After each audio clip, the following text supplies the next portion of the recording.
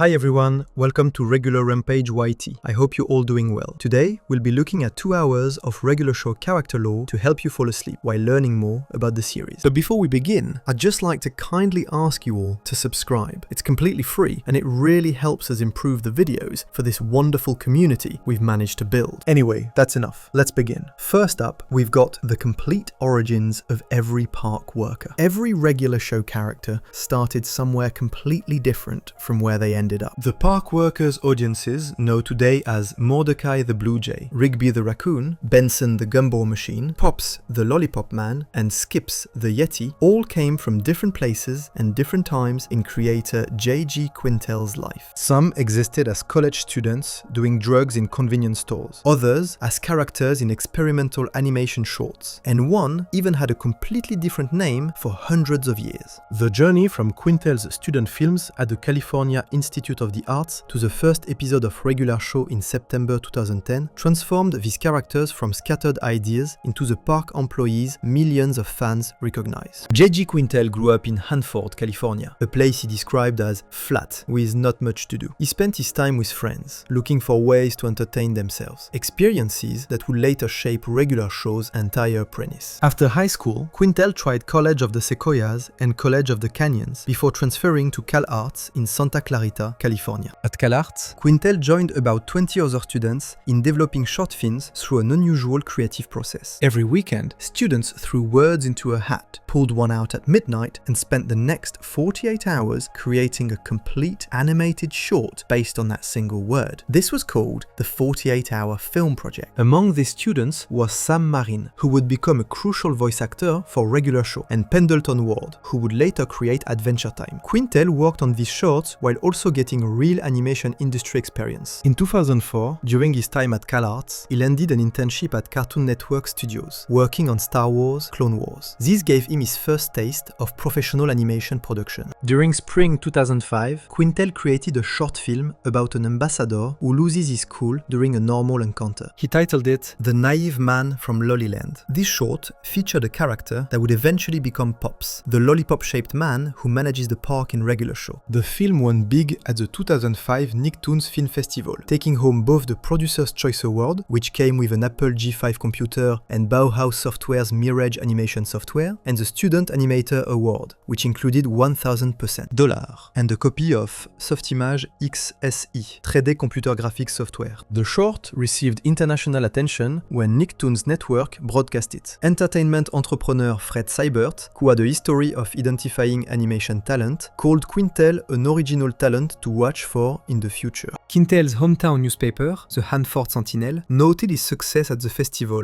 as one of the memorable moments of 2005. The following year, Quintel created another student film, titled 2 in the AM/PM. This 7-minute short told a much different story. It showed 2 convenience store clerks working the night shift on Halloween at an AM/PM gas station. The taller clerk, voiced by Quintel himself, offers his co-worker, voiced by Sam Marin, what he calls candy. The taller clerk mistakenly tells him the candy contains marijuana, but it actually contains LSD. Both clerks proceed to hallucinate bizarre visions. During these hallucinations, they see themselves transform into different characters and objects. The taller clerk's hallucination shows him as a blue jay, while the shorter clerk sees himself as a gumball machine. These hallucinated forms were early versions of Mordecai and Benson. The short contained adult language and content far beyond what would later appear in regular show, including profanity and drug references. In 2007, 2 in the AM/PM was accepted into the 30th annual Spike and Mike's Sick and Twisted Festival of Animation. In December 2005, Quintel graduated from CalArts with a BFA degree in character animation. After graduation, he passed a test and began working as a storyboard revisionist for Cartoon Network's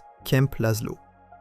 In May 2006, Nicktoons Network announced Quintel as one of 6 judges at the 3rd annual Nicktoons Network Animation Festival. His career progressed when he became creative director on The Marvelous Misadventures of Flapjack, working alongside creator Thurop Van Orman, who had also attended CalArts. While working on these shows, Quintel continued to develop his own ideas. The character of Mordecai represented Quintel during his college years at CalArts. Quintel explained that Mordecai embodied that time when you hang out with your friends and get into stupid situations, while also taking it seriously enough. Quintel had used his own voice for Mordecai in 2 in the AM PM, and when he later developed Regular Show, he wanted to keep that same voice. Sam Marin had voiced the shorter clerk, who became Benson in the short, and Quintel wanted him to continue voicing Benson. Marin would also end up voicing Pops and Muscle Man. The character of Rigby came about in a completely random way. Quintel was sitting at his desk, doodling on a post-it note, when he drew a raccoon hula hooping. He liked the design and thought about what kind of character this raccoon could be. Quintel needed a sidekick for Mordecai, someone who would be the opposite of the more responsible Blue Jay. He developed Rigby to be the jerk character, far less responsible than Mordecai, prone to making bad decisions and causing chaos. In April 2008, Cartoon Network announced a new project at their annual Upfront in New York City. The project was called the Cartoonstitute, a name that came from Lauren Faust, the wife of Craig McCracken. The Cartoonstitute aimed to be similar to What a Cartoon Show, which had aired on the network over a decade earlier and produced shows like Dexter's Laboratory, The Powerpuff Girls, and Cow and Chicken. The new project was headed by Craig McCracken, creator of The Powerpuff Girls and Foster's Home for Imaginary Friends, and Rob Renzetti, creator of My Life as a Teenage Robot. The concept allowed young artists to create pilots without interference from network executives or focus testing. A section of Cartoon Network studios in Burbank, California, was set aside exclusively for this project. The goal was to produce 39 animated shorts in 20 months, establishing a think tank where animators could create characters and stories freely. Quintel was invited to pitch for the Cartoonstitute. He went back to the characters from his student films, particularly Mordecai, Benson, and Pops. He combined them with newer characters he had developed, including Rigby the Raccoon, Skips the Yeti, Muscle Man, and High Five Ghost. Quintel wanted to present a visual pitch, rather than a verbal one, because he believed the idea would make little sense if just described in words. He created a storyboarded pilot showing how these characters would interact in their new setting as park employees. Craig McCracken and Rob Renzetti reviewed his presentation and liked what they saw. The Cartoonstitute ultimately completed only 14 shorts out of the planned 39. The project proved too difficult to manage while the network was also balancing 5 upcoming shows, and the Cartoonstitute was scrapped before it could premiere on television. However, 2 shorts were greenlit to become full series. One was Uncle Grandpa, based on Pete Braungart's Cartoonstitute short, which would premiere in 2013. The other was Regular Show. On August 14, 2009, Cartoon Network greenlit Regular Show, ordering 12 quarter-hour episodes for production. The pilot for Regular Show had premiered in 2009, and executives approved it for a full season. Quintel recruited several independent comic book artists to work as storyboard artists for the show. He looked for people who could both write and draw, skills many indie comic artists possessed. He attended open shows at Cal Arts, 8-hour festivals of student animation, searching for talent. The show's animation style would be hand-drawn, and each episode would take roughly 9 months to create.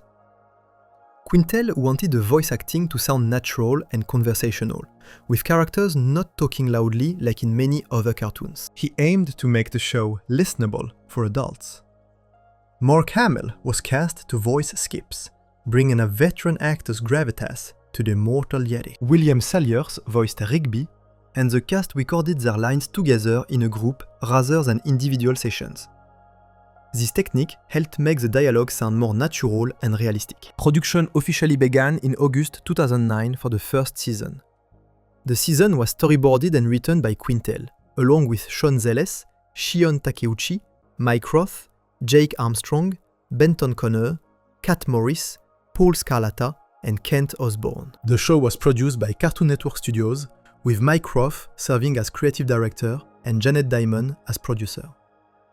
The first season was produced between May 2010 and August 2010. In the transition from student films to television series, the characters underwent significant changes. Mordecai and Benson, who had appeared as acid-induced hallucinations of convenience store clerks in 2 in the AM/PM, became real characters working at a park. Mordecai transformed from a human clerk's hallucination into an actual blue jay, who works as a groundskeeper. Benson changed from another hallucination into a living gumball machine, who serves as the park's manager. Pops, who originated from the naive man from Lollyland, became the naive lollipop-shaped man who owns the park with his father, Mr. Mellard. Skips the Yeti had an interesting history that would be revealed later in the series. In the show's canon, Skips was originally named Walks. This detail appeared in the Season 5 episode Skip's Story, which aired as an half-hour special. The episode revealed that Walks was a young Yeti in the 1800s who attended school with the Guardians of Eternal Youth.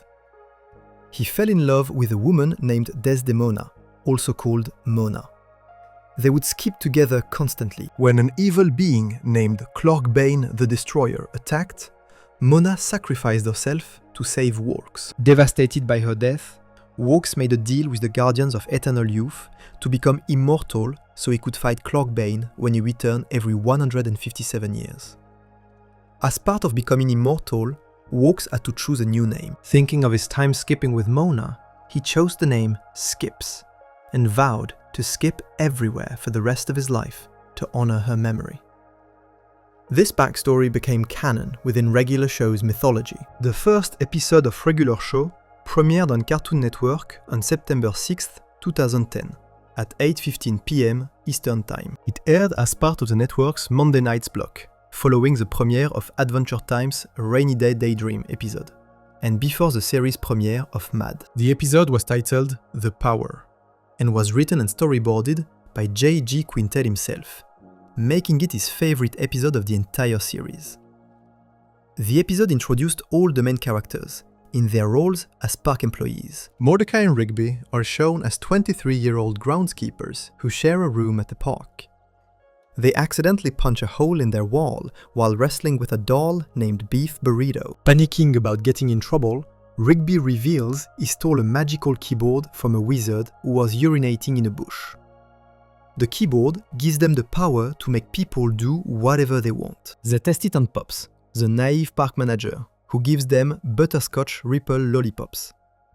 Then they use it on Benson, their angry boss, who gives them $20 each. They abuse the power to do crazy things like creating a bouncing castle and gaining the ability to fly. They encounter Skips, the park's knowledgeable groundskeeper, who always skips instead of walking. When Rigby accidentally sends Skips to the moon using the keyboard, all the park workers have to go to the moon to rescue him. The episode received 2.1 million views domestically in the United States. It established the core dynamic that would define the series. Mordecai and Rigby work at the park as groundskeepers under Benson's supervision, constantly trying to slack off and avoid work, which leads to supernatural and surreal adventures. Skip serves as the wise character who knows how to solve their problems because of his immortality and centuries of experience. Pops acts as the second manager, naive and childlike, despite technically owning the park. The transformation from CalArts student films to Cartoon Network series took these characters on a remarkable journey. Mordecai went from being Quintel's voice in a drug trip animation to representing his college self as a blue jay working at a park. Benson evolved from an angry hallucination of a gumball machine into the park's perpetually frustrated manager, constantly threatening to fire Mordecai and Rigby for their antics. Pops moved from being a naive man from a place called Lollyland to being the lollipop-shaped owner of the park, maintaining his innocent and childlike personality. Skips carried forward from concept to show as the immortal problem solver, with his full backstory as Walks being revealed later in the series. Rigby, who started as a simple post-it note doodle of a hula-hooping raccoon, became Mordecai's irresponsible best friend and the catalyst for most of the show's conflicts. The park setting unified all these disparate characters under one roof, giving them a reason to interact daily. Regular Show ran from September 6, 2010 to January 16, 2017, spanning 8 seasons and 244 episodes. The show was nominated for 7 Annie Awards and 6 Primetime Emmy Awards, winning 1 Emmy for the Season 3 episode Excellent. A feature film titled Regular Show, the movie, premiered in 2015. The series became one of Cartoon Network's most successful shows of the 2010s, alongside Adventure Time, helping reverse the network's declining ratings from the late 2000s. In June 2024, Warner Bros. Discovery announced a new Regular Show series had been greenlit for 2 seasons, with Quintel returning as showrunner, and Mark Hamill confirmed he would reprise his role as Skips. The park workers, who started as college animation experiments, acid trip hallucinations, and random doodles, had become beloved characters spanning over a decade of animation history. Before we move on, make sure to subscribe if you're enjoying this breakdown. Moving on, we have the park itself, its hidden lore, management history, and cosmic purpose. The park itself, hidden lore, management history, and cosmic purpose. The park itself always seemed like just another normal public park, where slackers worked and weird things occasionally happened. But underneath the grass, beneath the house where Mordecai and Rigby lived, and beyond the everyday view of groundskeeping duties, the park held secrets spanning billions of years, connected to the very creation and destruction of the universe itself. The land where Benson yelled at his employees, and where Pops cheerfully greeted everyone, was never just a workplace. It was a battleground for cosmic forces, a training ground for godlike beings, and ultimately, the stage where the fate of all reality would be decided. Mr. Mellard founded the park sometime after the early 1700s, though the exact date varies in different accounts. He was born in the early 1700s and lived an extremely long life, like Pops, because he was also a lollipop man from Lollyland. During his younger years, Mr. Mellard worked as a meteor fragments salesman. During one of his expeditions through space, he discovered an asteroid containing a baby. This baby was from Lollyland, and despite looking like a grizzled old man even as an infant, Mr. Mellard adopted him and named him Pops, because of his ancient-looking face. Mr. Mellard soon bought a local park specifically to keep his newly adopted son safe, in what he hoped would be a normal environment. This was no random business decision. Mr. Mellard knew exactly what Pops was, even if Pops himself remained unaware for most of his life. Pops was Megacranus, the perfect creation of Lollyland, the highest state of their species, born after billions of years of different versions that were never quite right. With his birth came the universe's need to restore balance, which created his evil twin brother, Malum Cranus, also known as Anti-Pops. Mr. Mellard understood that Pops had a cosmic destiny to fulfill. He created the park as a place where Pops could live a seemingly normal life, while secretly preparing for the inevitable battle that would determine the universe's fate. The park's management structure appeared simple on the surface. Mr. Mellard owned the park and lived in his mansion, visiting occasionally to yell at everyone. Benson served as the park manager, responsible for the day-to-day operations. Pops technically co-managed with Benson, but acted more like a naive groundskeeper than an owner. Beneath them worked Mordecai, Rigby, Skips, Muscleman, and High Five Ghost. But how Benson became manager revealed something about the park's deeper purpose. Before becoming the park manager, Benson lived a completely different life. He left his parents' house and became a stick hockey master under the name Death Dragon, training an apprentice named Dave. However, Benson immediately quit after Dave was decapitated by an opponent named Chong during a match. This traumatic event became part of Benson's past that he refused to confront for 10 years. After quitting stick hockey, Benson became the drummer for a hit band called Heir to the Throne. He performed the legendary drum solo on a 150-piece drum kit on their first album. Despite this incredible achievement, the band left Benson completely uncredited from the album, and eventually kicked him out after only 6 months, replacing him with the Drumatron 6. Shortly after this devastating experience as a professional drummer, Benson became manager of the park. The timeline suggests he had been the park manager for at least a few years before Mordecai and Rigby were hired. Mr. Mallard appointed Benson to be the park manager, with specific instructions to keep the park maintained and to take care of Pops, due to his childlike nature. This second responsibility was crucial. Benson was not just managing a park, he was babysitting a cosmic being who would one day need to save the universe. The park's connections to magical contracts, interdimensional threats, and ancient rituals appeared throughout its history, though these seemed like random, chaotic events at first. In the 4th season premiere episode, Exit 9B, the park faced one of its most direct interdimensional threats. 2 months before the episode took place, a mysterious contractor named Garrett Bobby Ferguson Jr. seized the park through legal means. GBF Jr.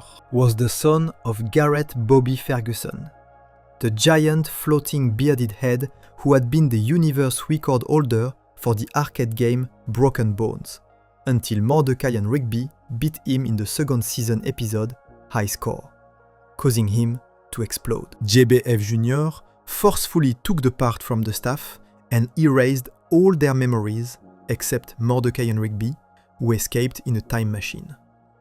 The contractor transformed the park into a construction site, claiming he was building a highway called Exit 9B. When Mordecai and Rigby returned from the time machine, they found a new intern named Thomas working at the park, but unable to find any of the other employees.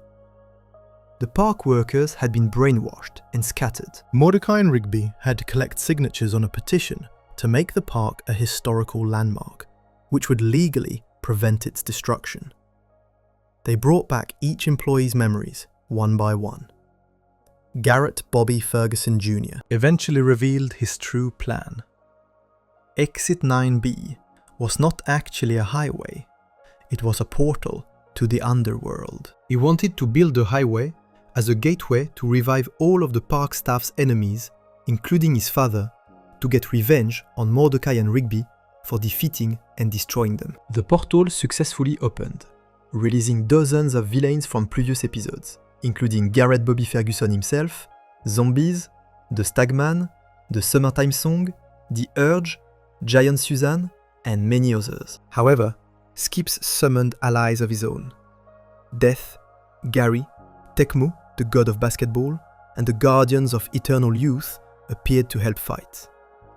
An epic battle ensued, with the Park Gang and their allies facing off against GBF Jr.'s forces. Garrett Bobby Ferguson Jr. buried the 6 main park employees neck deep in cement at the end of the highway, planning to leave them there as the portal destroyed everything. He threatened to kill Thomas unless Mordecai handed over the document. Mordecai appeared to give in, but Thomas threw his coffee in GBF Jr.'s face and was saved by Benson. Mordecai and Rigby had switched folders, allowing Thomas to sign the petition at the last minute. With all park workers' signatures collected, the park officially became a historical landmark. This caused the portal to reverse, sucking all the revived villains back into the underworld. Both Garrett Bobby Ferguson and his son exploded and were sent back through the portal. The park was saved, but this event revealed something important. The park was not just attacked randomly. It served as a target for interdimensional forces because of what it represented and who it housed. The Dome experiment in the 7th season revealed Mr. Mellard's secret preparation for the park's cosmic purpose. During a normal park meeting, Benson announced that the park would be sealed in a dome every month to create a contained ecosystem.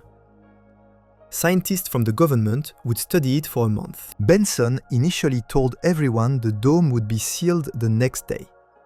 But on the day he made the announcement, the dome arrived immediately and trapped everyone inside with no warning.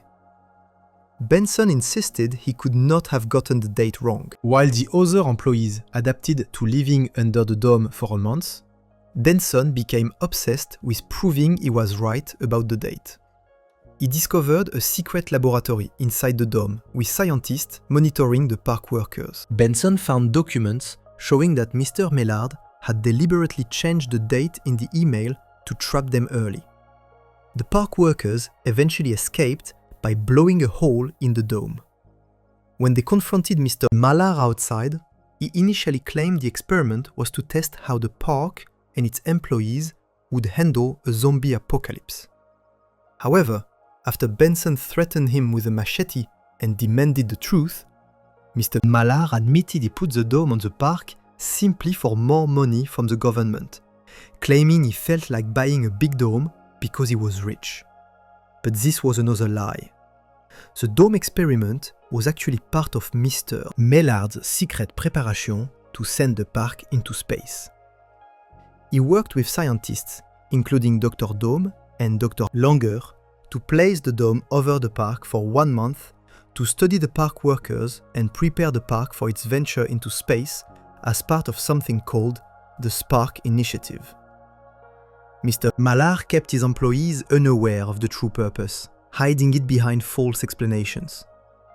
A few months after the first dome experiment, the dome returned to the park again, causing more confusion among the workers. Eventually, when it was time for the park to be lifted into space, during the Season 7 finale, Rigby's graduation day special, Mr. Mellard cried, realizing he might not see his son again. Despite Dr. Langer's reassurance, the park dome was launched into space with all the employees inside. Mr. Mellard had been preparing for this moment for years, possibly decades or even longer. The dome experiments were tests to ensure the park could survive in space. The park needed to go to space, because that was where Pops would ultimately face his destiny. The true cosmic significance of the park was revealed in the 8th and final season. In the episode The Ice Tape, Pops and the gang discovered that Mr. Mallard was not Pops' real father. Mr. Mallard found Pops as a baby during an expedition and adopted him, keeping him safe until the time was right for Pops to fulfill his destiny. Mr. Mallard told Pops that no matter what, he always thought of him and loved him unconditionally as his real son. The park had always been about protecting and preparing Pops for his ultimate battle. In Season 8, the park traveled through space as part of the Spark Initiative. The park workers encountered various space adventures while Pops trained with a master named Earl to access his true powers. The series finale, a regular epic final battle, brought everything to its cosmic conclusion. The park dome landed on Lollyland, Pop's home planet. The park crew met Lollyland natives named Frivola Cranus, Quadravicranus, and Weird Mushroom Guy. These natives explained the true history of Pops and the park's cosmic purpose. They showed ancient tapestries depicting the previous battles between Pops and Anti-Pops. The tapestries revealed that this battle had been happening for billions of years, repeating in an endless cycle. Over billions of years, different versions of Lollyland residents were born. But none were quite perfect until Pops, also known as Mega Cranus, was born as the ultimate creation. However, with Pop's creation, the universe needed to restore balance, which led to the birth of Anti-Pops, also known as Malum Cranus. The tapestries showed that every battle between the two brothers ended in a draw. When their fists collided at the end of each fight, it caused the universe to reset completely. The guardian of Lollyland, who was supposed to remain neutral, told Pops she had never seen the battle end in victory. Only mutually assured destruction, followed by a reset of the universe. Only Lollyland survived each reset, to record the outcome of each encounter.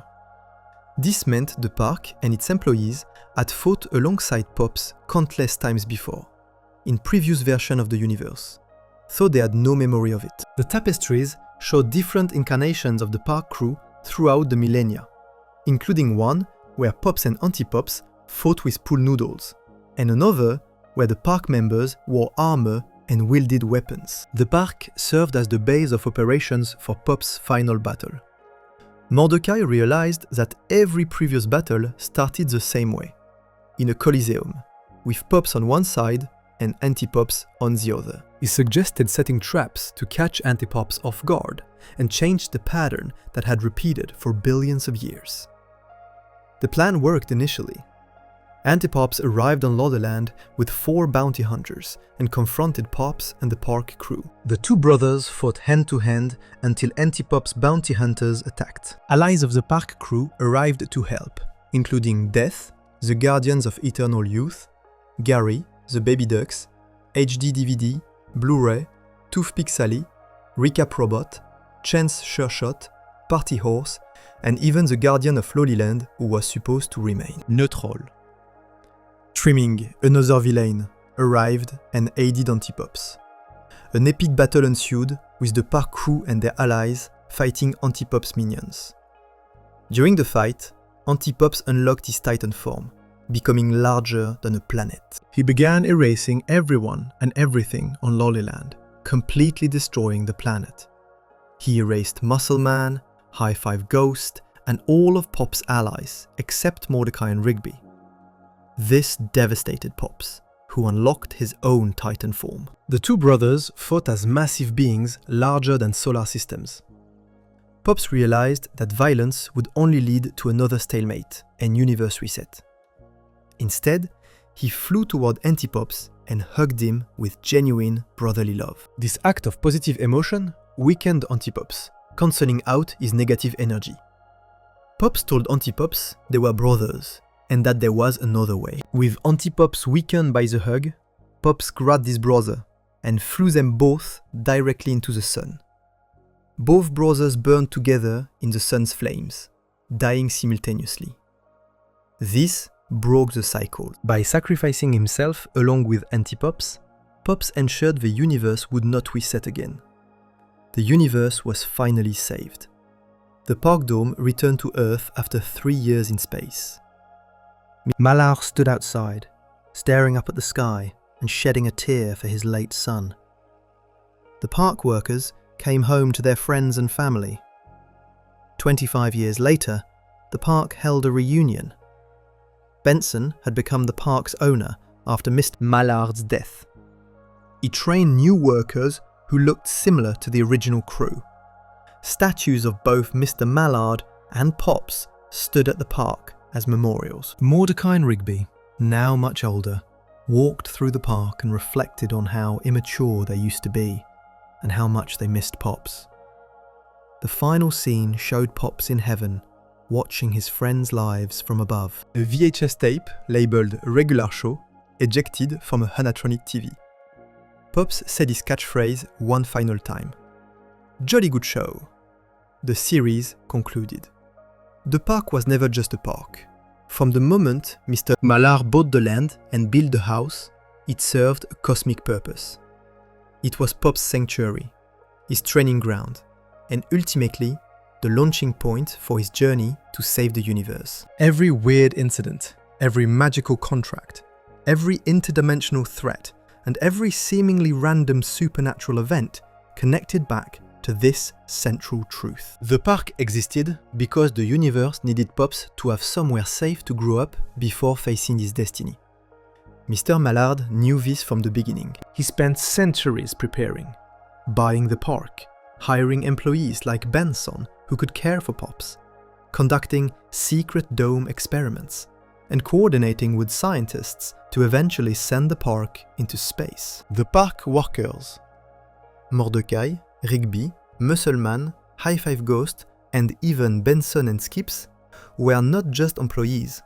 They were Pop's friends and allies, destined across countless universal resets to fight alongside him. The park was their home, their workplace, and their battleground against forces that threatened all of reality itself. Before we move on, make sure to subscribe if you're enjoying this breakdown.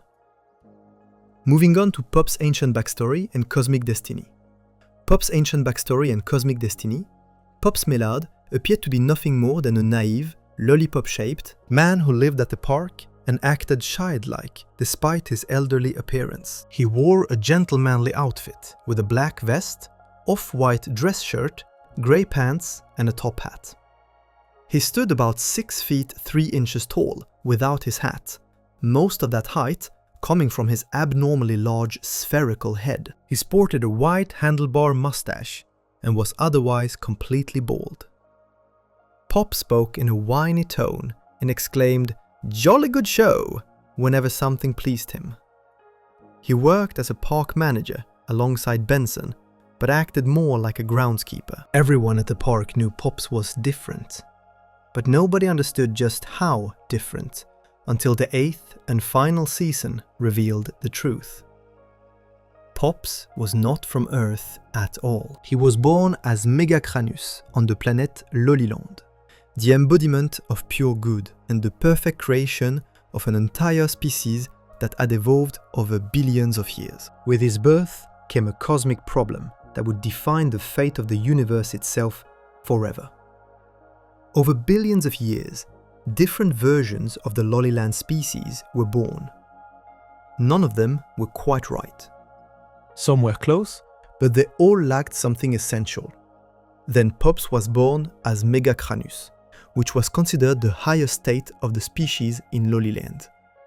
He represented the ultimate creation, the perfect being of pure goodness. However, the universe operates on balance.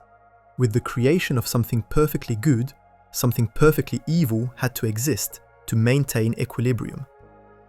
This need for balance led to the birth of Antipops, also known as Malum Cranus. Antipops was Pop's twin brother, though calling them twins was not entirely accurate. There were two sides of the same coin, opposites created to counterbalance each other. Pops embodied everything good, kind, peaceful and constructive about existence. Antipops embodied everything evil, destructive, chaotic and harmful. Where Pops wanted to save and protect the universe, Antipops wanted to erase it from existence completely. The two brothers were destined to fight from the moment they both came into being, locked in a cosmic conflict that would repeat endlessly across time itself. The battles between Pops and Antipops happened every 14 billion years, according to the ancient chronicles of Loliland. Each time they fought, the conflict was so intense that it forced the universe to reset completely. The Guardian of Loliland, a giant female statue who watched over the planet, explained that she had never seen the battle end in victory. Every single time, the battle ended the same way, with mutually assured destruction followed by a reset of the universe. The pattern was always identical. Pops and Antipops would meet in a coliseum on Loliland. They would fight with everything they had. The battle would escalate to cosmic proportions, with both brothers using incredible powers. Eventually, they would both charge at each other for a final strike. When their fists collided, the impact would be so powerful that it created an explosion that reset the entire universe. Everything would be destroyed, and then reborn. Time would restart. Space would reform. Only Loliland survived each reset to record the outcome of each encounter through ancient tapestries kept in the Hall of Tapestries. The Loliland natives created detailed woven artwork showing every previous battle. Some tapestries showed Pops and Antipops fighting with weapons. Others showed them using energy blasts. One tapestry even showed them fighting with pool noodles, which the natives remembered as a fun battle. Every tapestry also showed other figures, fighting alongside Pops and against Antipops. These were previous incarnations of the park workers. The same souls kept being reborn across the universal cycles to fight alongside Pops. Mordecai, Rigby, Benson, Skips, Muscleman, and High Five Ghost had all existed in previous versions of the universe, though they had no memory of those past lives. A master named Earl accompanied Pops and trained him in every cycle of the universe. Earl was an elderly man, with a long white mustache and tattoos covering his entire body. Each tattoo represented one previous battle between Pops and Antipops. By counting the tattoos on Earl's body, it appeared the cycle had repeated approximately 20 times, meaning the universe had been destroyed and reset about 20 times. Earl was immortal, living through each universal reset specifically to train the Chosen One for the next battle. In his younger years, Earl had black hair and wore a red belt with black pants. By the time of the final battle, he had become old, with white hair kept in a ponytail. Earl was strict, impatient, and could get angry easily. But he was also supportive and wise. He knew the techniques required to prepare Pops for combat against anti-Pops. Earl understood that despite Pops being the embodiment of pure good with incredible cosmic powers, he needed training to access and control those abilities properly. The most recent universal reset happened like all the others. Pops and anti-Pops fought. Their fists collided. The universe exploded and reset. But this time, something different occurred during the aftermath. When the universe reformed and Pops was reborn as a baby, he landed on Earth instead of returning to Lollyland. Mr. Malar, who was himself a lollipop man from Lollyland and had lived for centuries, was working as a meteor fragment salesman during his younger years. During one of his expeditions through space, Mr. Malar discovered an asteroid containing a baby. Despite the baby looking like a grizzled old man even in infancy, Mr. Malar recognized what this child truly was. He adopted the baby and named him Pops because of his ancient-looking face. Mr. Mallard knew this was Megacranus, the Chosen One, reborn once again into a universe that would eventually face destruction unless something changed in the endless cycle. Mr. Mallard made a decision that would define Pop's entire existence. He wanted Pops to live a normal life for as long as possible before he had to fulfill the destiny given to him. Mr. Mallard bought a local park specifically to keep his newly adopted son safe in what he hoped would be a normal environment. He raised Pops alongside his wife, Mrs. Mallard, from the early 1900s onward. Pops grew up very slowly compared to normal beings because of his cosmic nature. He was just as old as the universe itself, perhaps even older, due to the universe resetting each time he and Antipops fought. Despite living for billions of years across multiple universal cycles, Pops had no memory of any previous lives or battles. Each time the universe reset, his memory was wiped clean. This created a strange situation where Pops was simultaneously ancient and innocent, godlike yet childlike. As a child, Pops looked through his telescope one night and saw his favorite planet. It was a beautiful pink planet that captivated him completely. He called it his favorite planet and wanted to observe it constantly through his telescope.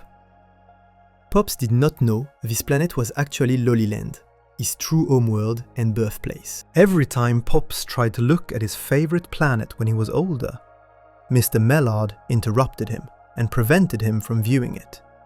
This was deliberate. Mr. Mallard knew that if Pops spent too much time looking at Lollyland, it might trigger memories or powers before the proper time. When Pops got frustrated about being interrupted, he sometimes showed flashes of his hidden powers, but never their full potential. Pops reluctantly joined his father's business rather than pursuing his interest in his favorite planet, never understanding why Mr. Mallard was so insistent about keeping him away from that particular celestial body. Mr. Mallard hid Pop's true nature from everyone, including Pops himself. He allowed Pops to believe he was simply Mr. Mallard's biological son, a rich lollipop man who owned a park. Mr. Mallard protected Pops for all or most of his childhood, which was why Pops took such childlike delight in everything he saw and did even as an adult. Pops was essentially locked away and sheltered, kept safe from anything that might trigger his memories or destiny prematurely. This created Pop's permanently optimistic mood and naive personality. He was bubbly and jolly, acting like a gentleman and addressing everyone politely. He trusted people completely, and saw the good in everyone, because he had been kept away from the harsh realities of the universe for so long. In one episode called Prank Callers, it was implied that Pops was once a somewhat more serious man in the 1980s. But Mordecai and Rigby, who had traveled back in time, accidentally collided with his younger self, possibly causing brain damage that turned him into the quirky character everyone knew. Despite hiding the truth, Mr. Mellard secretly made extensive preparations for Pops to eventually fulfill his destiny. He worked with scientists to create something called the ice tape. This was a VHS tape made entirely of ice that contained the truth about Pop's origins. The tape required a special Fire VCR to play it, because normal VCRs would melt the ice. In the 8th season episode The Ice Tape, the park workers found this mysterious ice tape and went on an adventure to locate a Fire VCR that could play it. When they finally played the tape, it showed Mr. Mellard's recorded message. In the recording, Mr. Mellard revealed he was not Pop's real father. He explained he found Pops as a baby during an expedition and adopted him. He kept Pops safe until the time was right for Pops to fulfill his destiny. The tape also showed footage of Earl, Pop's ancient trainer, appearing as a young master in a flashback. Earl then appeared in person after the tape finished playing, having waited all this time to resume training the Chosen One.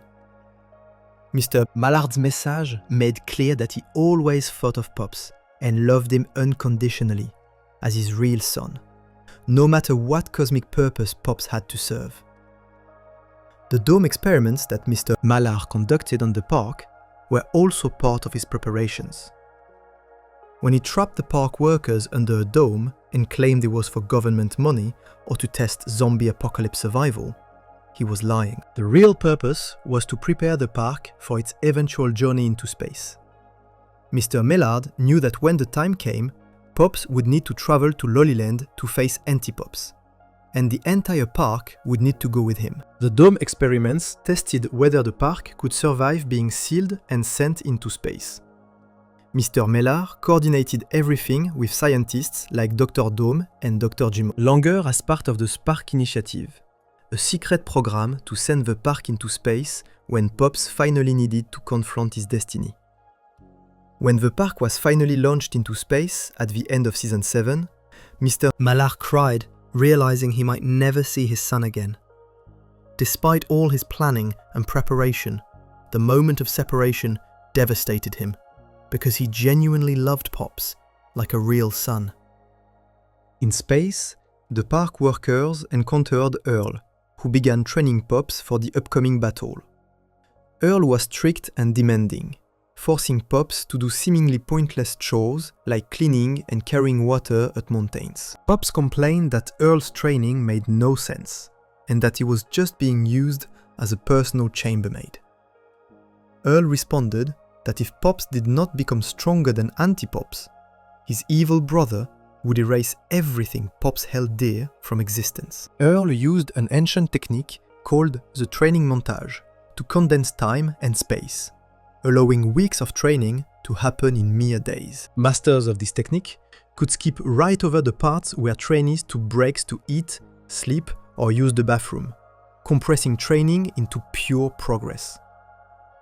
Earl played specific music to power the training montage. In one episode, Mordecai and Rigby got tired of hearing the same training song every day, so they switched the tape to a faster song called Through the Fire and Flames by Dragon Force. The faster music caused Pop's training montage to spiral out of control, trapping the entire park crew inside the montage as Pop's powers grew too quickly to manage. Despite the chaos, the faster training actually worked, and Pops leveled up his abilities much quicker than Earl's original 2-week timeline would have allowed.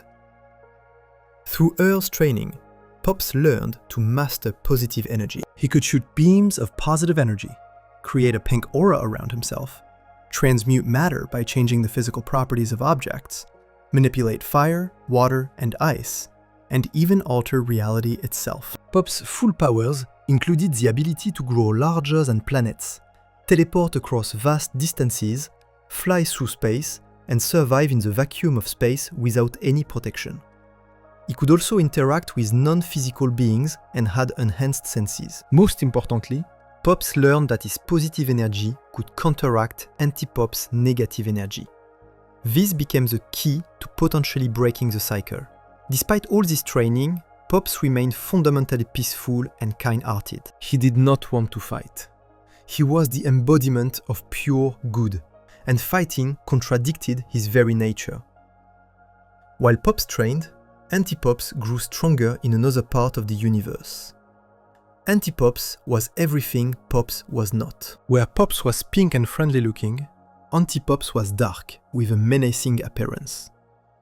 Antipops possessed all the same powers as Pops, but used them for destruction instead of creation. He could erase things from existence with his negative energy, a power Pops did not have, because creation cannot unmake things the same way destruction can. Antipops wanted to end the universe because he found existence itself annoying and imperfect.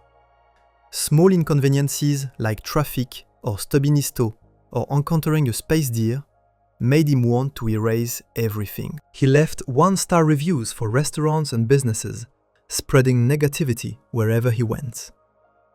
Antipops had no patience, no kindness, and no mercy. He was pure concentrated evil and destruction given physical form. After recovering from an encounter where Antipops nearly erased him from existence, Pops and the park crew traveled to planet Milsen to meet someone called the Seer. The Seer was a mysterious figure who had been watching Pops and the park workers since the very beginning. She lived on planet Nielsen, a name referencing television ratings, because the Seer existed partially outside the show's reality and could see it as a television program. She broke the fourth wall, discussing past episodes and storylines, like the Mordecai-Margaret relationship that leveled off a bit, and how Terror Tales of the Park Halloween episodes became weaker over time. The Seer revealed that all things must come to an end, referring to both the show itself ending and the eternal cycle of universal destruction. When Pops asked if he had to fight Antipops, the Seer answered cryptically, saying, "Sometimes doing something different makes all the difference," but also noting that everyone loves reruns. This suggested the cycle might continue or might finally break, depending on Pops' choices. The Seer then told Pops where the final battle would take place. It would happen where it all began, on Pops' home planet. The place he had always loved and observed through his telescope his entire life. Loliland. When Pops learned his favorite planet was actually Loliland, his birthplace and the location of his final battle, he had a moment of realization. Everything in his life had been leading to this point. His fascination with that pink planet was not random. It was his cosmic nature calling him home. The park crew traveled to Loliland and found it in ruins, destroyed by countless previous battles. The Loliland natives explained the full history to everyone. They showed the ancient tapestries and confirmed what Earl had been preparing Pops for. Every battle had ended the same way for billions of years. Nothing had ever changed the outcome. Pops and Antipops would fight, their fists would collide, and the universe would reset. However, Mordecai noticed something in the tapestries. Every previous battle started exactly the same way, in the same Coliseum, with the same positions. He suggested setting traps to catch Antipops off guard and doing something different for once. This small change might be enough to break the pattern that had repeated for countless universal cycles. When Antipops finally arrived on Loliland, the traps worked initially, but they only annoyed him rather than stopping him. The battle began anyway. Allies appeared on both sides. The park workers, Death, the Guardians of Eternal Youth, Gary, the Baby Ducks, and many others fought against Antipop's minions and a villain called Streaming, who allied with the forces of destruction. During the battle, Antipops unlocked his Titan form, becoming larger than an entire planet. He began erasing everyone and everything from existence. He erased Muscleman, High Five Ghost, and most of Pop's allies except Mordecai and Rigby. He completely destroyed Loliland itself. This devastated Pops, who realized his brother had killed their friends and destroyed their homeworld. Pops unlocked his own Titan form in response, growing to match Antipop's size. The two cosmic beings fought as entities larger than solar systems, punching each other with enough force to destroy planets as collateral damage. Pops realized during the fight that violence would only lead to another stalemate and another universal reset. Earl had told him to fight, to use his training, to overpower Antipops with strength. But Pops understood something Earl did not. Fighting had never worked in any previous cycle.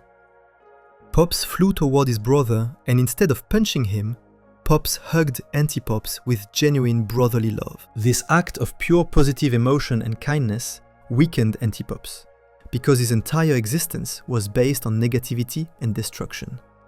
The hug cancelled out Antipop's negative energy. Pops told his brother that he did not have to fight anymore, that there was another way.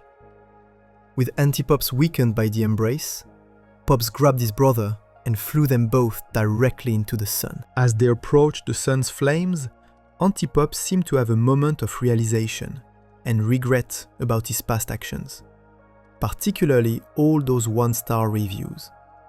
The two brothers burned together in the sun. Both died simultaneously, breaking the cycle permanently. By sacrificing himself along with his brother, Pops ensured the universe would not reset again. The cycle of destruction and rebirth that had repeated for billions of years was finally broken. Everyone Antipops had erased came back to life because the universe was no longer resetting and undoing itself. The Park Dome returned to Earth after 3 years in space. Mr. Mellar stood outside, staring up at the sky and shedding a tear for his adopted son, who had saved the universe at the cost of his own life. Within 25 years, Mr. Mellar passed away from natural causes, his long life finally ending. At the park's 25th anniversary reunion, the workers erected statues honoring both Mr. Mellar and Pops.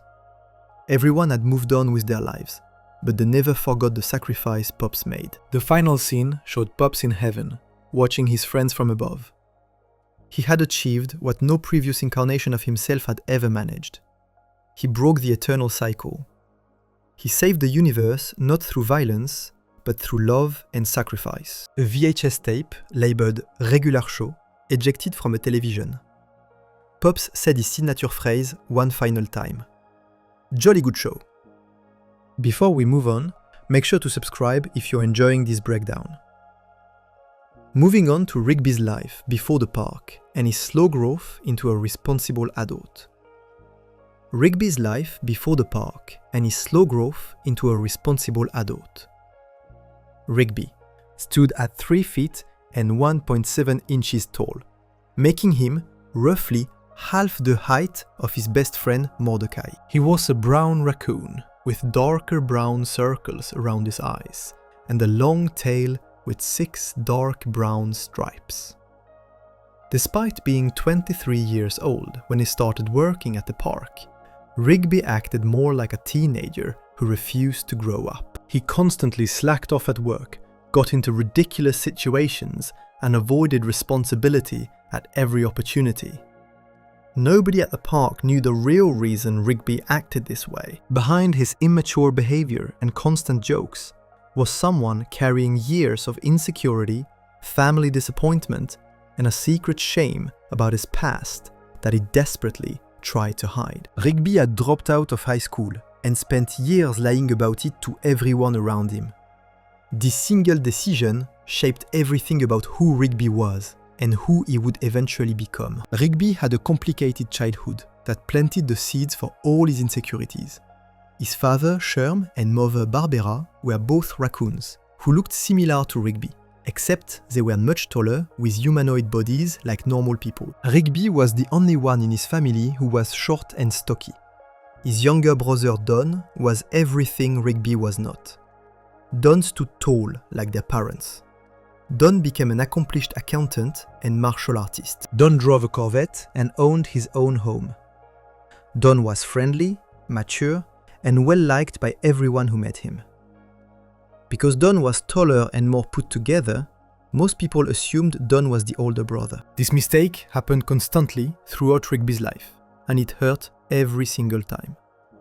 Rigby's father, Sherm, constantly compared Rigby to Don, and made it very clear which son he was proud of. Sherm was short-tempered, grouchy, and emotionally abusive toward Rigby. He favored Don over Rigby, and also favored his prized sedan over Rigby. When the family first appeared in the Thanksgiving special, Sherm seemed mild-mannered and happy to see Rigby.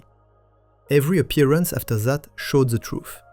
Sherm was disappointed in Rigby and rarely missed an opportunity to remind him. Rigby's mother, Barbara, was more caring and sometimes defended Rigby when Sherm yelled at him.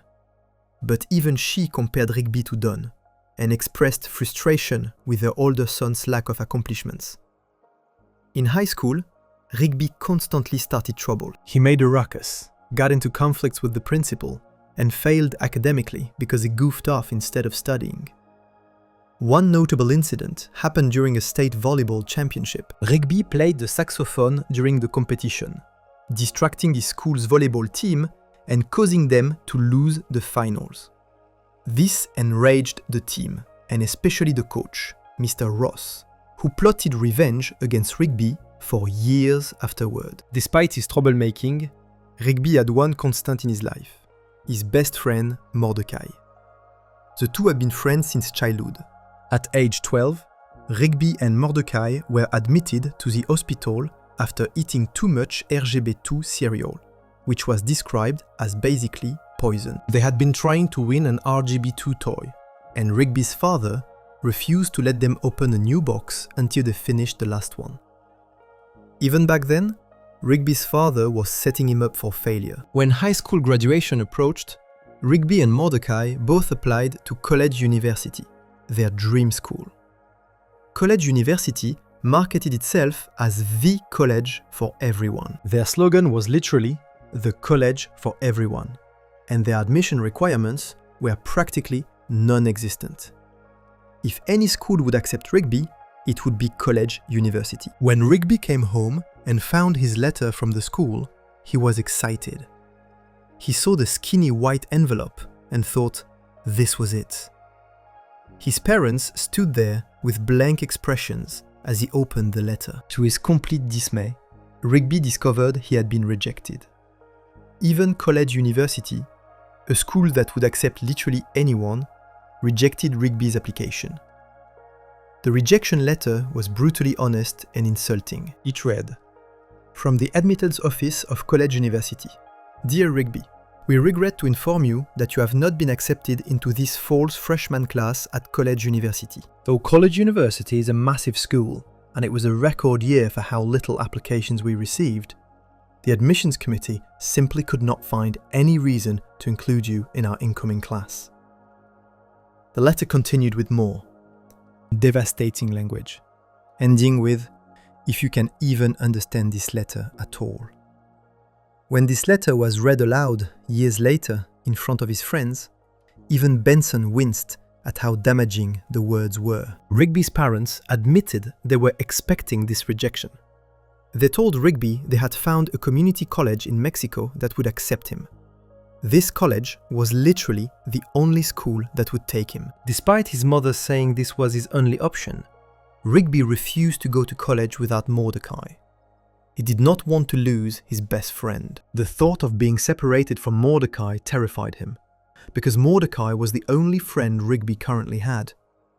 Rigby ran up to his room crying.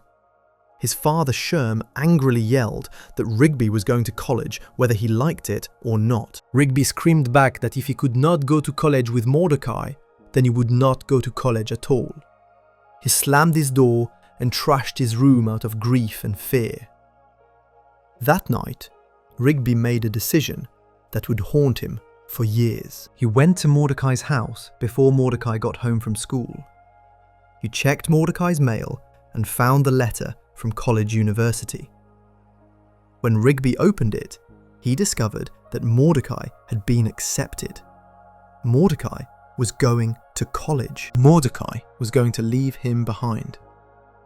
Unable to handle this reality, Rigby pulled out a typewriter and created a forged rejection letter. He typed out a fake letter telling Mordecai he had been rejected, then put the forged letter in Mordecai's mailbox and kept the real acceptance letter. When Mordecai came home and read the fake rejection letter, he was devastated. Rigby pretended to comfort his friend while lying straight to his face.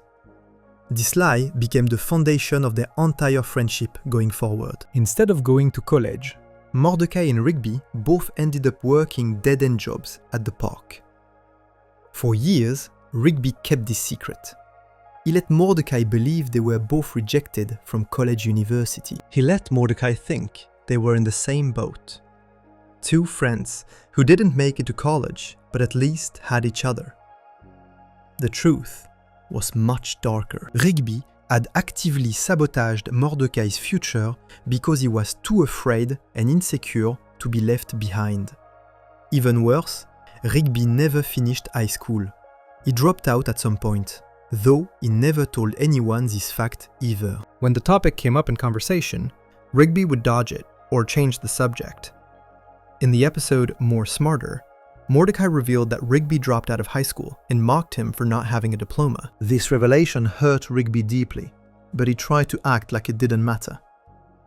He claimed a diploma was useless and you didn't need school stuff in everyday life. Mordecai kept calling Rigby dumb and saying he was definitely smarter than Rigby because he at least graduated high school. These comments cut deep into Rigby's already fragile self-esteem. Rigby's insecurities manifested in various ways throughout the early seasons. In Trash Boat, Rigby saw a television documentary about a rock band called Barracuda Death Wish. During the interview, a band member named The Urge mentioned he changed his name to make himself cooler. Rigby became inspired by this idea. He asked Mordecai what he would think if Rigby changed his name to something random, like Trash Boat. Mordecai told Rigby he would call him a total loser if he had a name like Trash Boat. Unfortunately, Rigby had already legally changed his name before asking Mordecai's opinion. When Mordecai discovered the certificate of name change, he laughed and told everyone else at the park. Rigby tried to change his name back, but was told it would cost $50. He didn't have that much money. He asked Benson for extra work to earn the money, which shocked Benson, since Rigby never asked for extra work. Everyone at the park mocked Rigby's new name. When he tried to find other jobs around town, every business laughed at his ridiculous name and turned him down. Rigby asked Mordecai to loan him $50, but Mordecai refused, saying he had only known Trash Boat for a day. Eventually, the Urge himself appeared and tried to kill Rigby, because Rigby had stolen his fame by using the same name. This forced Mordecai to help. Mordecai gave Rigby the $50 he had been saving for a potential first date with Margaret. Rigby changed his name back to normal, learning a valuable lesson about impulsive decisions made out of insecurity. The turning point in Rigby's life began in season 7 with the Eileen plan. One night, Rigby was hanging out with Mordecai, Margaret, and Eileen at Eileen's house. They were eating pizza and joking around when the conversation turned to old school projects. Eileen mentioned she wrote a manifesto in 6th grade called the Eileen Plan. This manifesto listed everything she wanted to accomplish by a first quarter century, meaning 25 years. Her goals included lowering the age of presidential eligibility to 25, becoming president, eliminating peanut allergies, and marrying someone brilliant, preferably with several patents under his belt. But just being really smart was okay too. Everyone laughed at these childhood dreams. Rigby laughed nervously along with them, but inside he was panicking. Eileen wanted to marry someone brilliant. Rigby had 0 patents, or pants as he mistakenly read it. He didn't even have a high school diploma. That night, Rigby couldn't sleep. He asked Mordecai if he thought Rigby was dumb. Mordecai answered yes, without hesitation. Mordecai tried to soften this by saying Rigby was smart in his own way, but that didn't help. Rigby told Mordecai he felt he wasn't smart enough to be dating Eileen, and that he still hadn't told her he he never graduated from high school. Rigby said if he was ever going to be the brilliant guy of Eileen's dreams, getting his diploma was the least he could do. The next day, Rigby went back to his old high school, West Henderson High. He met with Principal Dean and asked to enroll as an adult so he could get his diploma. Principal Dean was shocked that Rigby wanted to come back after all the grief he had caused the first time. Rigby admitted he screwed up in high school, but swore he had changed. Principal Dean reluctantly agreed to let him try. Rigby discovered he only needed 3 classes to graduate: a science, a physical education, and a foreign language. He enrolled in a geology class taught by Mrs. Kessler. Rigby studied harder than he ever had in his life. Mordecai noted that Rigby had never studied this hard when he was actually in high school. Rigby explained that failure was not an option, and that if Eileen wanted someone brilliant, she was going to get someone brilliant. However, the classes started conflicting with his dates with Eileen. Rigby cancelled 3 dates in 1 week, making excuses each time. When Eileen called to remind him about their date, Rigby lied and said Mordecai had gotten dumped again and needed support. Mordecai suggested Rigby should tell Eileen the truth about never graduating, but Rigby refused. He said he couldn't tell her the truth until he was brilliant. Mrs. Kessler told the class they would pass if they showed up to a field trip to a cave. Unfortunately, the field trip was scheduled for the same night as Rigby and Eileen's big date to a modern dance performance they had been planning for months. When Eileen called to confirm their date, Rigby faked being sick and coughed into the phone. Eileen was devastated because the dance ended that night and couldn't be rescheduled. Rigby felt terrible about constantly disappointing her. At the cave, Eileen showed up because she didn't believe Mordecai's made-up story about Rigby being sick. She saw Rigby with his younger classmates and thought Rigby had lied to hang out with friends instead of going on their date. Angry and hurt, Eileen ran deeper into the cave and fell into a hole. Rigby chased after her to explain. While they were stuck in the hole together, Rigby finally told Eileen the truth. He explained he never graduated high school and had been going back to get his diploma because he wanted to be brilliant enough for her.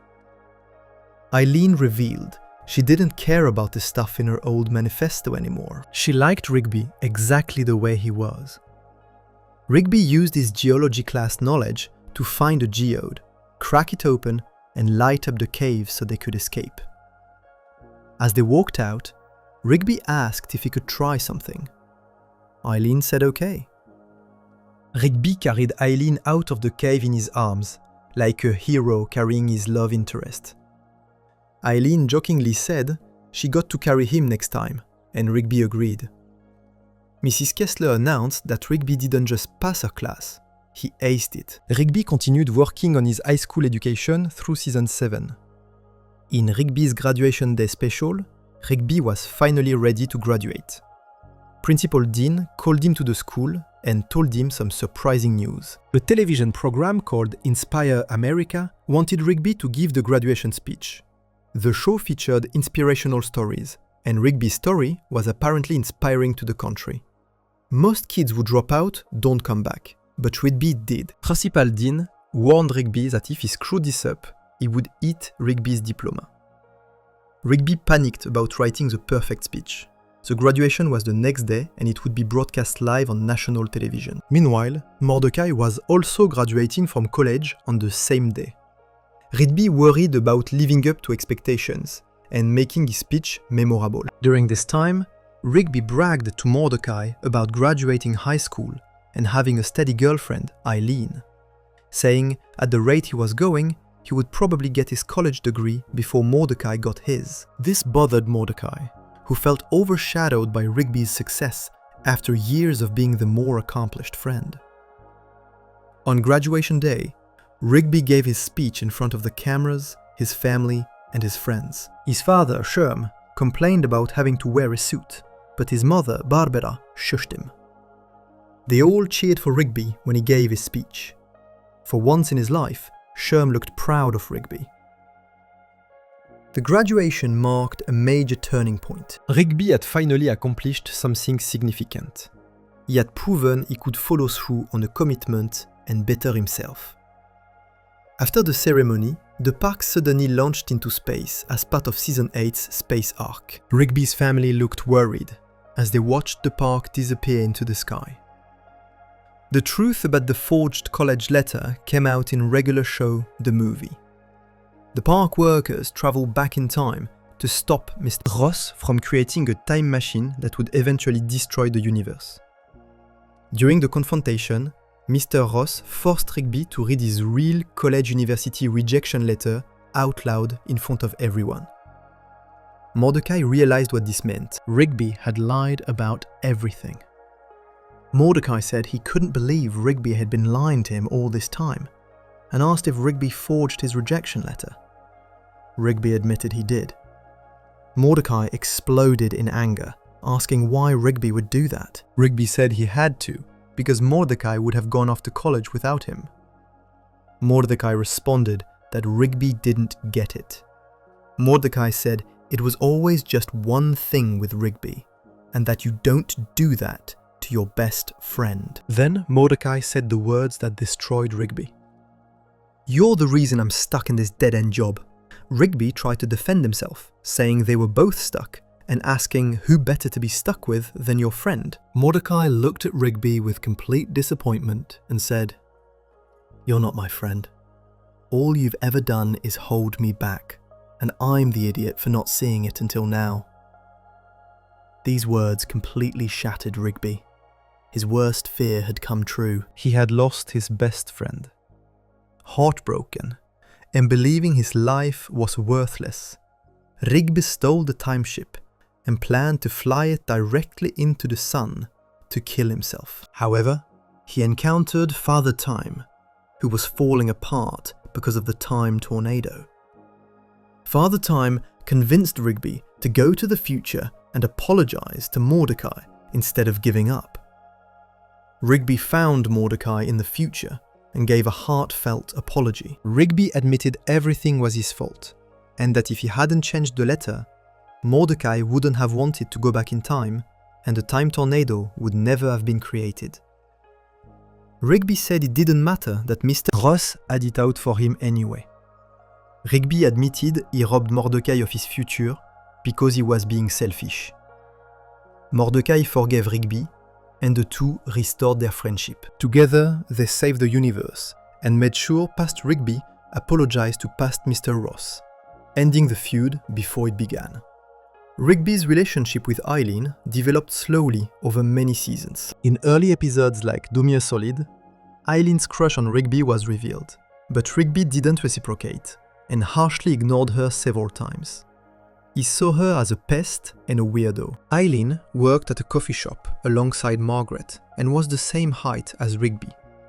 She was shy, intelligent, and timid, but she also said odd things that made Rigby uncomfortable. However, Rigby began to warm up to her, and camping can be cool. During a camping trip, Eileen showed she was resourceful and smart. She knew how to start a fire when they forgot matches, and she knew the name of a constellation without even looking up from her video game. These moments impressed Rigby. After the Eileen plan, Rigby's feelings deepened. Eileen accepted him for who he was, flaws and all. She didn't need him to be brilliant or accomplished. She just wanted him to be himself. A few months before the episode Dumped at the Altar, Rigby and Eileen officially started dating. Rigby told Mordecai about the relationship in that episode. Their relationship continued to grow throughout seasons 7 and 8. When the park went to space, Eileen unintentionally went with them and became a space ranger alongside the park crew. In a regular epic final battle, after Pop sacrificed himself and the universe was saved, the park dome returned to Earth after 3 years in space. Rigby and Eileen shared their first proper on-screen kiss. The moment was significant because it showed how far Rigby had come from the insecure guy who pushed people away. 25 years later, the epilogue showed what happened to everyone. Rigby settled down with Eileen and married her. They had 2 daughters together, At the park's 25th anniversary reunion, Rigby arrived with his wife and children. He was now a middle-aged father who had built a happy life. Mordecai became a successful artist and married a bat named Steph, having 3 children with her. The two friends reunited at the park and reminisced about old times. Rigby's parents and brother Don had been at the park when it returned from space 3 years earlier. They cut through the crowd to hug Rigby. Sherm looked proud and pointed to Rigby while saying something to the crowd. For once, Rigby looked flattered by his father's attention instead of hurt. Rigby's journey from high school dropout to responsible adult took the entire 8 seasons of regular show. He started as someone so insecure that he sabotaged his best friend's future out of fear of being left behind. He lied for years about graduating high school. He made impulsive decisions like changing his name to Trashboat. He constantly avoided responsibility and acted immature. But slowly, through key moments like returning to high school, admitting the truth about the forged letter, and opening himself up to Eileen's love, Rigby transformed. He learned that being smart or accomplished wasn't as important as being honest and trying your best. He discovered that real friends forgive you when you mess up, and real love accepts you for who you are. By the end of the series, Rigby had become someone his younger self would barely recognize. A husband, a father, and someone who finally earned his father's respect. The short raccoon, who once dropped out of high school, eventually graduated, saved the universe alongside his friends, and built the kind of life he never thought possible. Rigby proved that growing up doesn't happen overnight, but with enough time, support, and willingness to change, even the most immature person can become responsible and worthy of the life they always wanted. Before we move on, make sure to subscribe if you are enjoying this breakdown. Moving on to Mordecai's canon timeline, from college to fatherhood. Mordecai's canon timeline, from college to fatherhood. Mordecai stood at 5 feet 10 inches tall, a 23-year-old blue jay who wanted more from life than just slacking off at a dead-end job. Unlike his best friend Rigby, Mordecai actually tried to maintain some level of responsibility and ambition. He dreamed of becoming a professional artist, or even owning his own airline someday, designing all the graphics and iconography himself. But Mordecai carried a secret shame that shaped everything about his romantic life and career trajectory. He had dropped out of art school years ago, and that failure haunted him in ways he rarely acknowledged out loud. Mordecai attended art school sometime after high school, pursuing his passion for drawing and creative expression. However, art school did not go well for him. In a sculpture class, Mordecai was failing completely. Desperate for help, he went to an acquaintance called Satsak's Guy for advice. Satsak's Guy told Mordecai to imagine the sculpture instructor's human form, which turned out to be terrible advice that didn't help at all. Mordecai also struggled with portrait drawing.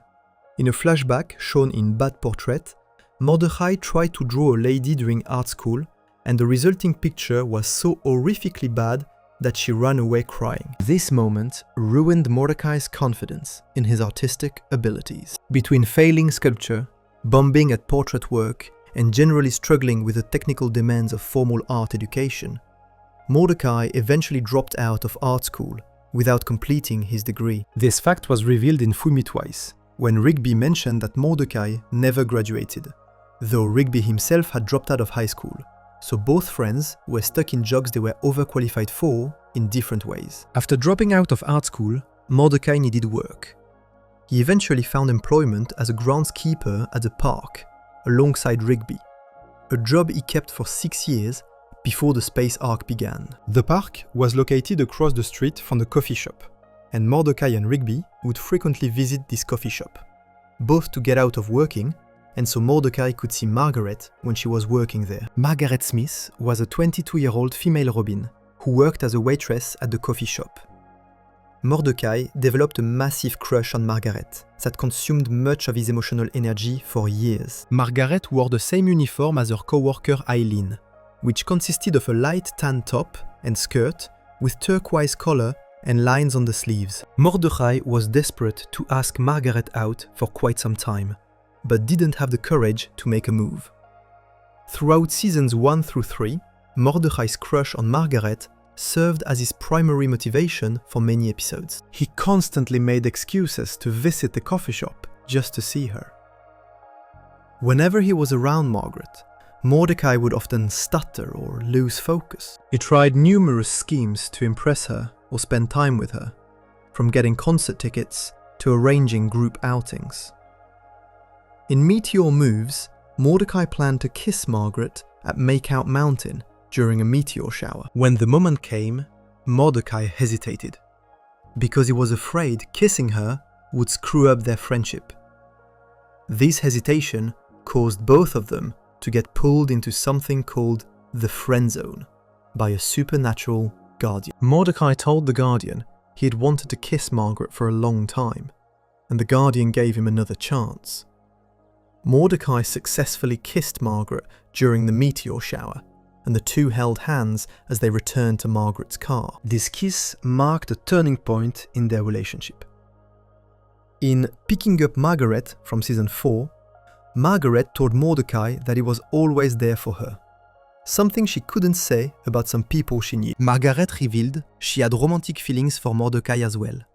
The two began officially dating in season 4. For a while, things were good between them. They hung out regularly, went on dates, and seemed genuinely happy together. However, their relationship faced a major obstacle when Margaret got accepted to a university far away. In Stake Me Amadeus, Margaret had to leave town for college. This was Margaret's dream university, the school she had always wanted to attend. Despite their feelings for each other, Margaret chose to pursue her education. She ran out crying, telling Mordecai she didn't want to let go of this opportunity. Mordecai understood, but was devastated. The two broke up, so Margaret could focus on college without the burden of a long-distance relationship. After Margaret left, Mordecai fell into a deep depression. He visited a place called Downtown USA, where people went when they got dumped. Sad sax guy would fly heartbroken people there while playing his sad saxophone song. Mordecai stayed in Downtown USA for 2 weeks, wallowing in misery over losing Margaret. Eventually, Rigby collected him and brought him back to the park. Mordecai decided to take a break from dating and try to move on with his life. Around this time, Rigby signed Mordecai up for a dating service called Couple Coral without telling him, thinking that Margaret was engaged based on a misunderstanding. In Yes Dude Yes, Mordecai met a girl named CJ, which stood for Cloudy J. CJ was a 5'8" humanoid cloud with a fun personality and similar interest to Mordecai. They instantly became great friends and had a lot in common. CJ developed a crush on Mordecai during their first meeting. After spending the day together, Mordecai asked CJ if she would like to go to the movies, and she enthusiastically agreed before he could even finish the question. However, the next day, Mordecai saw Margaret at the coffee shop and forgot he had already asked CJ to the movies. He asked Margaret to the same movie, completely forgetting about CJ. When CJ showed up and saw Mordecai with Margaret, her heart broke. Upset by Mordecai's actions and calling them typical, CJ transformed into a massive array of storm clouds and began destroying the coffee shop. This revealed that CJ had anger problems and could transform into a deadly storm when really angry. After Mordecai apologized and managed to calm her down, he asked if they could still be friends. CJ declined, saying she couldn't be his friend right then. The two parted ways badly. Months later, at a New Year's Eve party in the episode New Year's Kiss, Mordecai and CJ met each other again by chance. Neither knew the other would be there. When midnight struck, they unwittingly kissed each other as part of the New Year's celebration. This kiss reignited their connection. Shortly after, in Dodge This, CJ and Mordecai competed against each other in a dodgeball tournament. Through spending time together again, they realized they still had chemistry. CJ and Mordecai began officially dating, and this time, their relationship seemed more stable than Mordecai's previous attempt with Margaret. Everything changed when Margaret returned to town in season 6. Margaret had finished her degree in journalism at Milton University and was now working as a news reporter for Channel 6 News. In Eileen Flatscreen, Margaret returned, but nobody noticed at first, because she was just doing background news coverage. Then Eileen told Mordecai that Margaret would be moving in as her new roommate. Mordecai was stunned and shocked by this news, staring at Margaret while she looked back at him with an uncertain expression. The real crisis came in Merry Christmas, Mordecai. CJ was invited to Eileen's Christmas sweater party, and Margaret was also there. Mordecai became extremely nervous, knowing both women would be at the same party. Margaret and CJ met officially for the first time. At first, they were pleasant toward each other, until Margaret figured out that CJ and Mordecai were dating. Feeling awkward, Margaret left the scene. Later, when CJ was in the bathroom, Margaret pulled Mordecai aside for a private conversation. Margaret told Mordecai she didn't expect him to wait for her, and that she was happy for him moving on with CJ. The two began reminiscing about the good times they had together. This led to a montage of memories, ending with their first kiss on a roller coaster. Unfortunately, when the scene flashed back to the present, Mordecai and Margaret were standing under mistletoe. Following some unspoken rule about mistletoe, they accidentally kissed on the lips. At that exact moment, CJ came out of the bathroom and witnessed Mordecai and Margaret kissing. Heartbroken, CJ's eyes began to water. She ran out of the house, got in her car, and drove off, while Mordecai chased after her, yelling for her to wait. This mistletoe incident destroyed Mordecai's relationship with CJ and created months of drama. In Sad Sax, Mordecai desperately tried to make things right. He wandered around the park alone, lamenting what happened by walking through snow and lying in snow piles. He called CJ to the coffee shop to settle things, and brought her a bouquet of roses, a box of chocolates, and a mixtape titled "Sorry, I'm Such a Butt." CJ didn't want to talk to him. Mordecai then went back to Sad Sax Guy for advice, even though Rigby warned him that Sad Sax Guy gave the worst advice in the world. Sad Sax Guy suggested Mordecai hire a singing telegram to apologize. The singing telegram arrived at CJ's apartment and started singing an apology tune. Halfway through, CJ stopped him and asked if he knew what Mordecai did at the party. After realizing how bad it was, the singing telegram slapped Mordecai, said Mordecai disgusted him, and left. Sad Sax Guy then suggested Mordecai do what women love: humiliate himself with elaborate public displays of affection. Mordecai hired a cheerleading squad at a grocery store to spell out a message for CJ, but he lost his footing during the final trick and fell. CJ left annoyed. Sad Sax Guy then told Mordecai to fake his death. Mordecai and CJ ran toward each other from across the street waving, but then Mordecai got hit by a bus as part of the fake death stunt. CJ saw through it immediately and left angrily. Finally, Sad Sax Guy suggested Mordecai call Margaret to clear the air with CJ. Mordecai and Margaret met on a park bench to talk. Margaret apologized for any trouble she caused and agreed it wasn't a good idea for her to get involved between Mordecai and CJ. They had a friendly hug as they parted ways. Unfortunately, CJ was driving to the park at that exact moment, at Mordecai's request to talk. She saw Mordecai and Margaret hugging, assumed the worst, honked her horn, and sped off. Eventually, Mordecai's mother gave him proper advice, instead of Sad Sax Guy's terrible suggestions. Mordecai managed to get CJ to listen. He told CJ that he and Margaret were completely through, and that he wanted to be with CJ. CJ eventually accepted Mordecai's offer, for being completely honest. CJ insisted they should do the thing they should have done at the Christmas party: kiss under mistletoe. Using bed lift controls, CJ lifted Mordecai up and the two kissed, rekindling their relationship officially.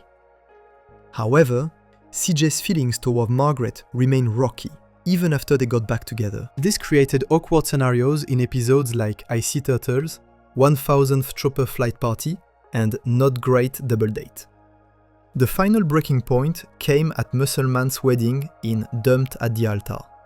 Mordecai was still dealing with unresolved feelings and confusion about Margaret, CJ, and his future. During Musselman's wedding preparations, all this drama came to a head. In the middle of the wedding ceremony, Mordecai suddenly interrupted everything to talk about his relationship problems in front of everyone. Musselman and Starla called him out for hijacking their wedding. Mordecai tried to say something to CJ, but she cut him off angrily. CJ said to save it, because she already knew what he was going to say. She appeared saddened that Mordecai admitted he didn't know who his soulmate was, and that he didn't even point in her direction when discussing his feelings. CJ gave Mordecai back the charm bracelet he had given her in real date, and ran off crying. Later, after talking with Rigby, Mordecai said he and CJ were taking a break for a while. Rigby chided Mordecai for the bad timing and trying to essentially dump his girlfriend at a wedding in front of everyone. This break turned out to be permanent. Word of God later confirmed that Mordecai and CJ never reconciled, and that CJ basically cut ties with him and everyone else after the breakup. After losing both Margaret and CJ, Mordecai hit rock bottom emotionally. He felt stuck in the same place he had been for years, while his friends were moving forward with their lives. Rigby was going back to high school to get his diploma. Musselman was married, and Mordecai was just a groundskeeper at a park, with no romantic prospects and a failed art career behind him. Mordecai told Rigby to stop dating for a while, so he could focus on himself. During this period, Mordecai struggled with jealousy, as Rigby advanced in life. Mordecai began pondering what life would be like after the park. He dreamed of owning his own airline and designing all the graphics and iconography for it, but these remained fantasies rather than plans. Then the park went to space for the 8th and final season. After 3 years in space and Pop's sacrifice to save the universe, the park dome returned to Earth. Mordecai was now 29 years old, nearly 30. At this point, Mordecai and Rigby made a crucial decision. After 7 total years of working at the park together, they quit their jobs and moved on with their lives. This marked the end of the friendship as they had known it, though they remained close. Mordecai decided to pursue his passion for art seriously this time. He moved to New York City and returned to making art, despite his previous failures at art school. Mordecai focused on abstract art this time, rather than realistic portraits or sculptures. He painted abstract art featuring themes from his life, including works inspired by Margaret, CJ, and Rigby. Mordecai's newfound maturity and life experience gave his art emotional depth it had lacked when he was younger.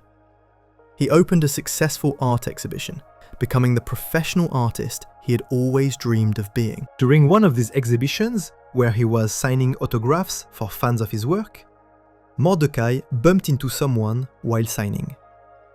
He looked up and gazed into the eyes of a Batwoman, who was also signing autographs. Her name was Steph. Steph was an anthropomorphic bat with light mauve skin, long pointy ears, a black nose, visible fangs that stuck out of her mouth, and reddish-brown hair. When they first met, her hair was long and styled so it partially covered the left side of her face. She wore a black choker with spikes and a dark mauve top. Steph was also an artist, and they had met at an art gallery where they were both showing their respective artwork. Not much is known about Steph, except that she was an artist and she loved Mordecai enough to marry him and have kids with him. Their relationship was likely influenced by their shared talent and love for art. Unlike Mordecai's previous relationships that were based primarily on physical attraction and awkward attempts at romance, his relationship with Steph was built on common passions, values, and artistic vision. They understood each other as artists and creative people. According to head writer Matt Price, Mordecai had moved on in his life by the time he met Steph.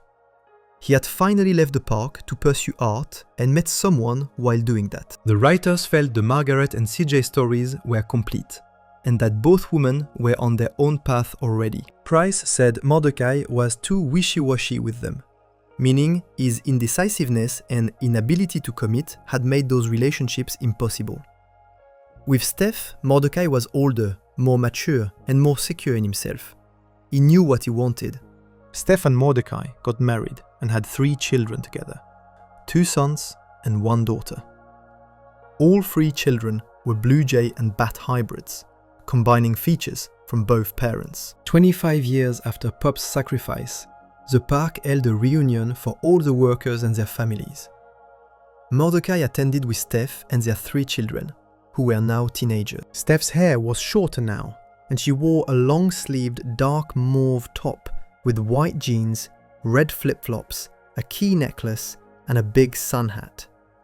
She also had wrinkles under her eyes from age. During the reunion, Steph was seen socializing with Eileen, showing that she was friendly and sociable with Mordecai's old friends. She and Eileen continued talking into the evening, while the teenage children occupied themselves on their devices. Mordecai reconnected with Rigby, and the 2 old friends reminisced about their years at the park.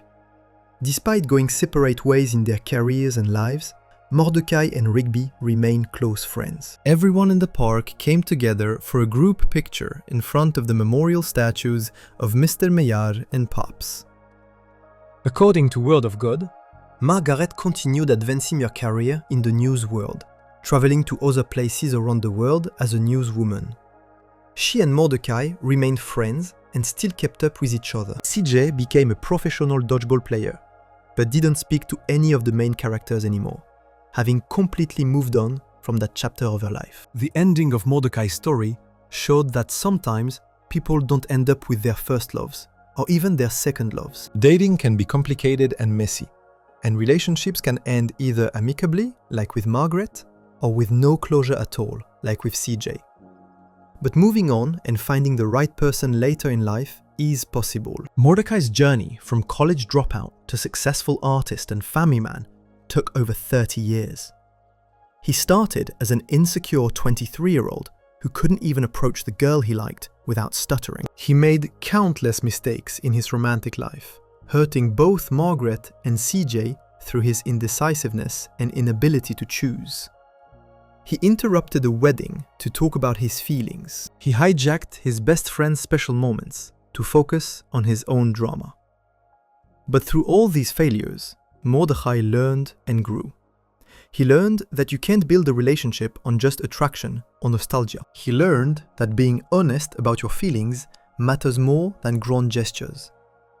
He learned that sometimes the best thing you can do is let people go and focus on becoming a better version of yourself. By the time Mordecai met Steph, he was finally ready for a real, mature relationship built on shared passions and mutual respect. The Blue Jay, who once couldn't finish art school, became a successful abstract artist with a loving wife, 3 children, and the kind of life he once only dreamed about while slacking off at the park. Before we move on, make sure to subscribe if you're enjoying this breakdown.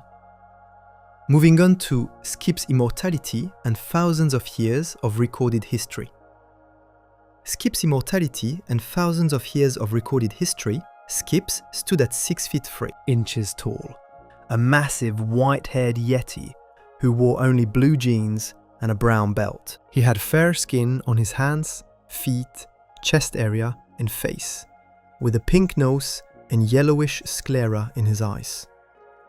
Eye bags and forehead creases gave him a somewhat middle-aged appearance, but Skips was actually hundreds of years old. He was immortal, blessed with eternal youth by powerful beings called the Guardians of Eternal Youth. But immortality came at a terrible price, one that Skips paid in heartbreak and grief that never truly faded, even after centuries had passed. Skips was not always called Skips. He was born somewhere in the 18th or 19th century with the name Walks.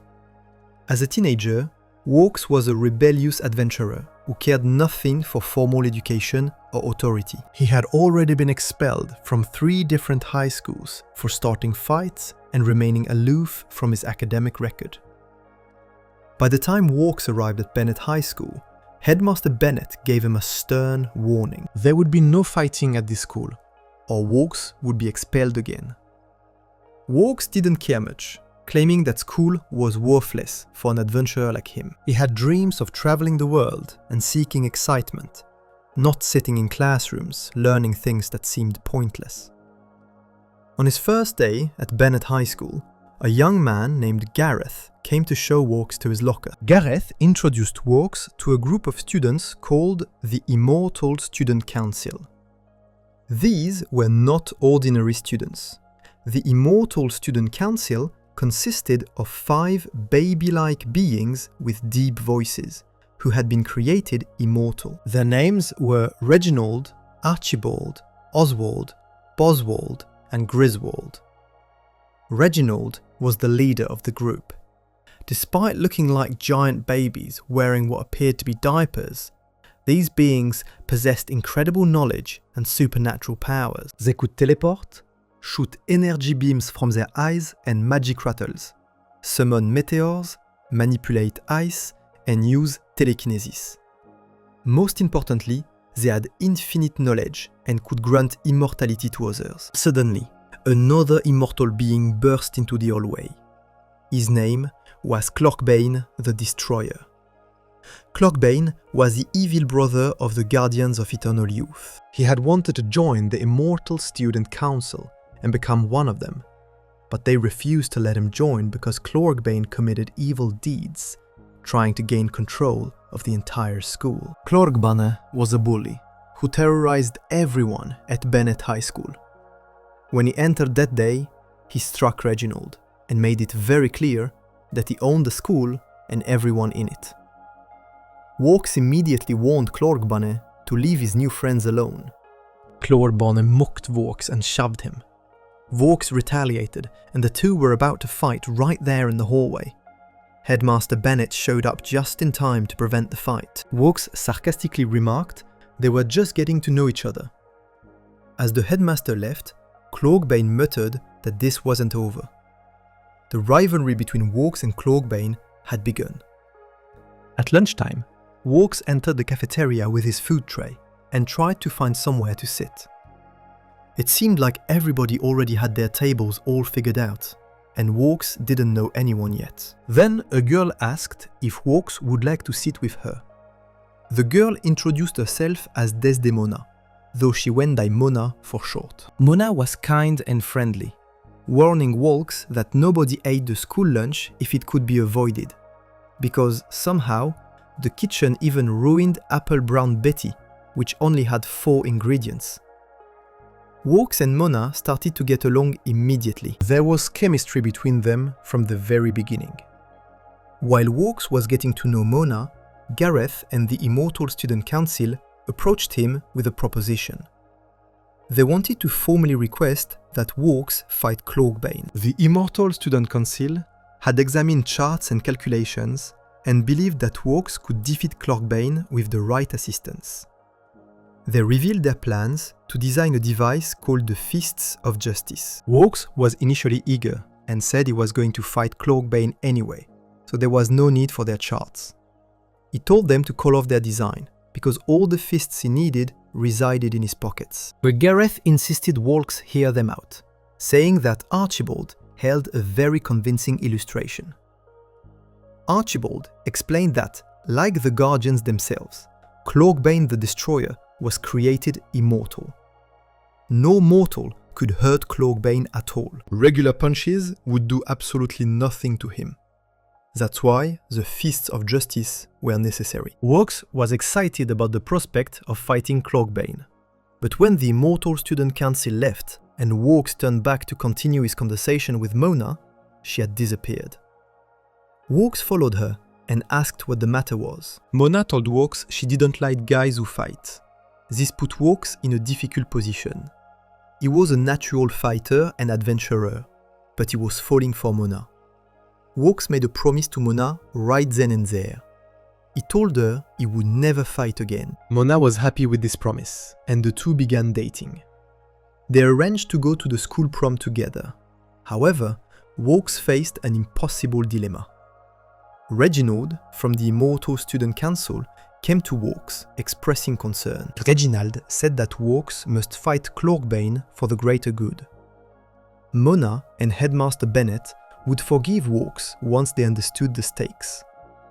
Clorkbane was terrorizing the entire school and would only get worse if nobody stopped him. Walks was their only hope, because the Guardians had calculated that Walks was the only one who could defeat Clorkbane using the Fists of Justice. After much internal conflict, Walks reluctantly agreed to fight Clorkbane. Gareth promised that their people would contact Clorkbane's people and set up a fight, time and place. Walks made them promise it would not conflict with his time with Mona. They agreed. While Walks and Mona went on dates and worked on props for the upcoming prom, the Immortal Student Council worked on building the Fists of Justice. These were powerful immortal gauntlets designed specifically to hurt Clorkbane. When the fight schedule was finalized, Gareth threw a crumpled piece of paper to Walks during class. The note said the only available time to fight Clorkbane was Saturday at 8 o'clock. Unfortunately, that was the exact same time as the prom. Walks reluctantly accepted, because he had already given his word. Gareth advised him to make his way to the bathroom during the prom to meet them outside for the fight. Saturday night arrived. Walks knocked on Mona's door, and her father answered. Mona came down the stairs, wearing the necklace that Walks had given her as a gift. They skipped to the prom together, and everything was perfect. Walks got drinks for both of them, but then said he needed to use the bathroom. Mona pointed out that the drink would never digest that quickly, and said she wanted to take a photograph first. She claimed it would only take 10 minutes, but the time was already 8:05. Meanwhile, outside the prom, Gareth, the Guardians of Eternal Youth, and Clorkbane were all waiting for Walks to confide.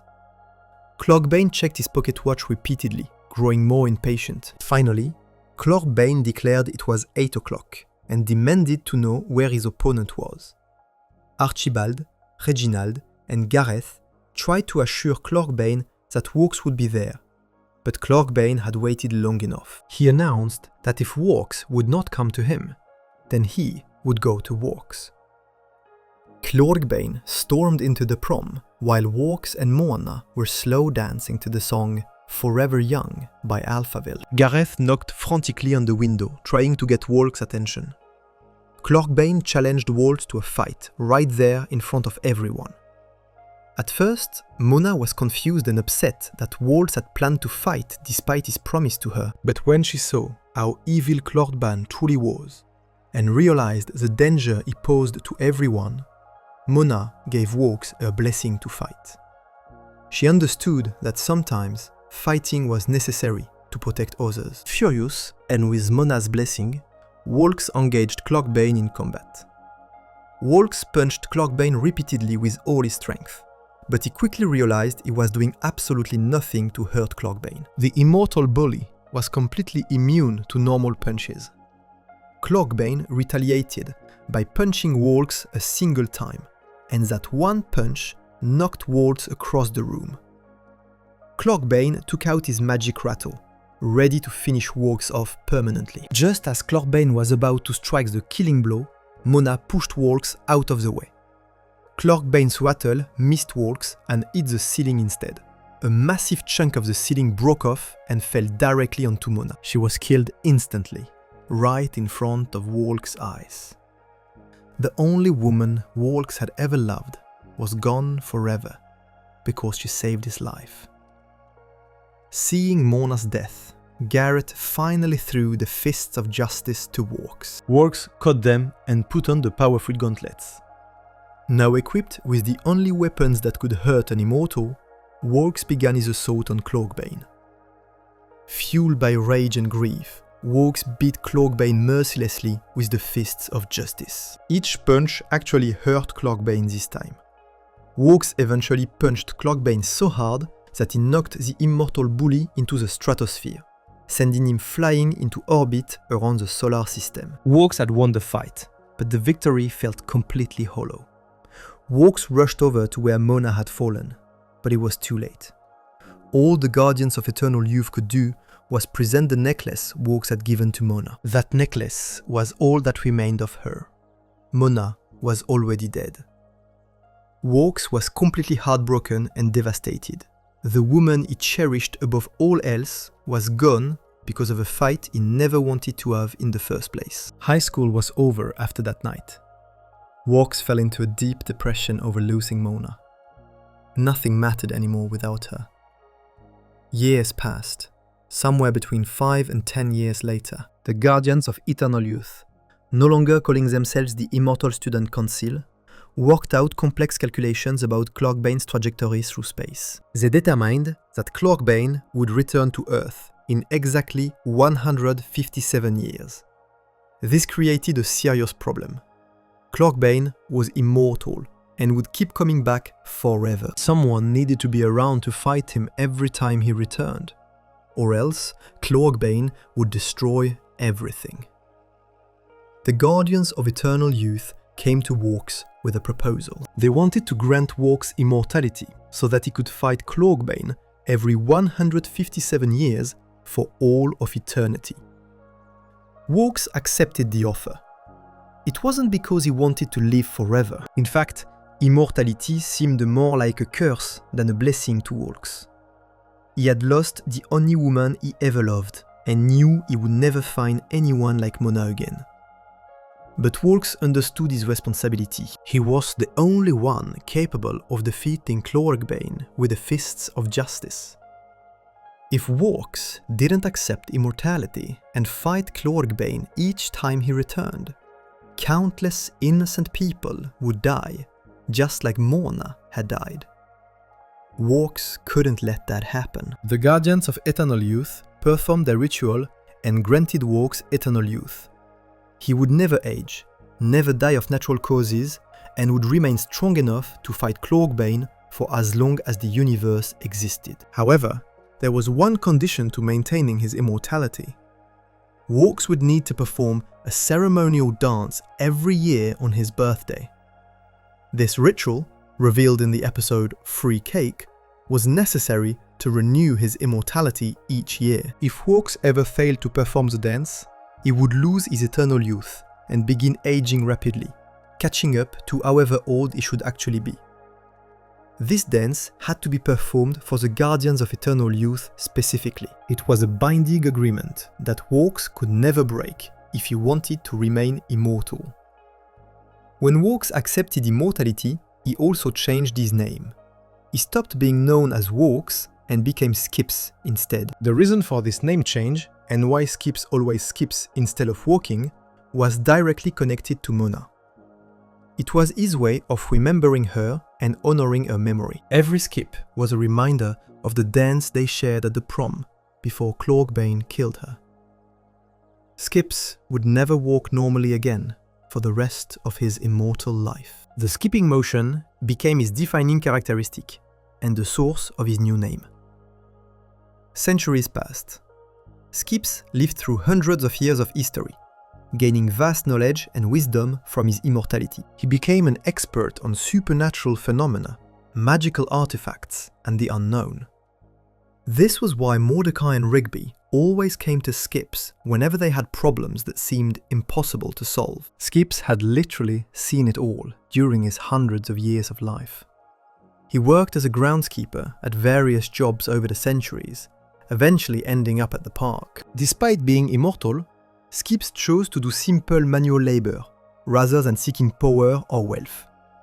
He was a diligent and skilled worker, who took pride in doing his job well.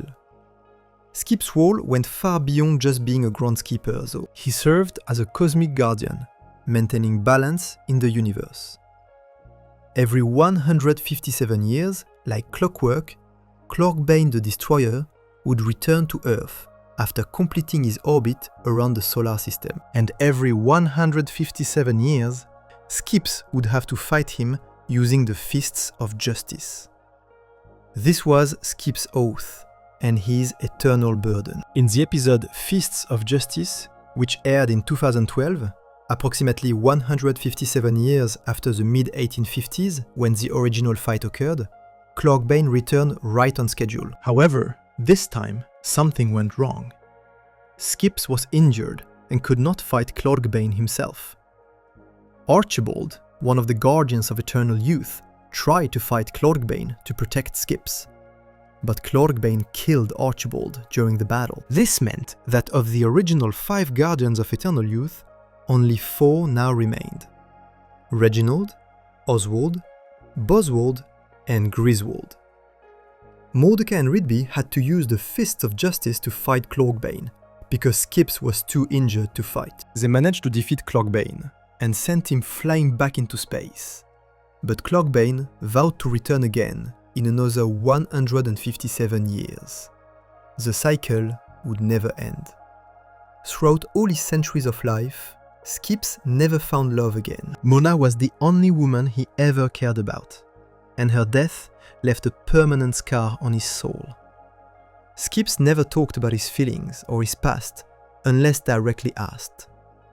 He kept the pain of losing Mona buried deep inside for hundreds of years. When Mordecai and Rigby finally asked Skips about his immortality in Skip's story, Skips warned them they wouldn't want to hear it. But they insisted. So Skips told them the whole tragic tale of Walks and Mona and Clorgbane and the Fists of Justice. Mordecai and Rigby realized that immortality wasn't the cool adventure they thought it would be. Skips had paid for his eternal life with eternal grief. After Pops sacrificed himself to save the universe, and the park returned to Earth following 3 years in space, Skips continued his role as Cosmic Guardian. In the finale epilogue, set 25 years later, Skips remained working at the park. He had ditched his trademark blue jeans for jean shorts. He also took on a new part-time job as a mechanic. Despite centuries of loss and loneliness, Skips seemed satisfied with his life. He had found peace in accepting his role and his responsibilities.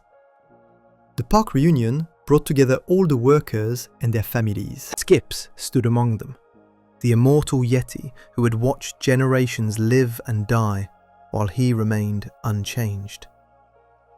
Skips' immortality was both a gift and a curse. It gave him the power to protect the world from Clorgbane every 157 years. It allowed him to accumulate centuries of wisdom and knowledge that helped countless people solve problems and survive supernatural threats. But it also meant Skips could never truly move on from Mona's death.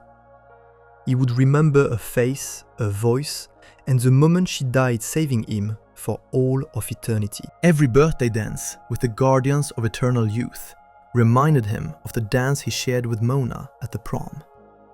Every skip instead of a step kept her memory alive. Skips would carry that burden forever, maintaining cosmic balance through an oath made in grief hundreds of years ago. Knowing that Clorgbane would keep returning, and Skips would keep fighting, until the end of time itself. Before we move on, make sure to subscribe if you're enjoying this breakdown. Next up, we've got Muscle Man and High Five Ghost, their family legacies and hidden past. Muscle Man and High Five Ghost, their family legacies and hidden past.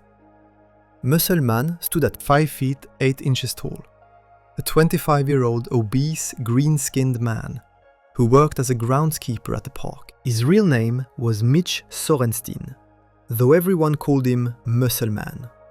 He didn't seem to possess any eyeballs, and his mouth was usually seen open when smiling or frowning. Muscle Man was very erratic and immature, constantly pulling pranks and making jokes. His signature catchphrase involved telling "my mom" jokes, which were botched attempts at "your mama" jokes that annoyed everyone except his best friend High Five Ghost, who genuinely found most of Muscle Man's jokes amusing. Despite his crude exterior and egocentric personality, Muscle Man was ultimately shown to be polite, caring, and resourceful toward his friends when it mattered most.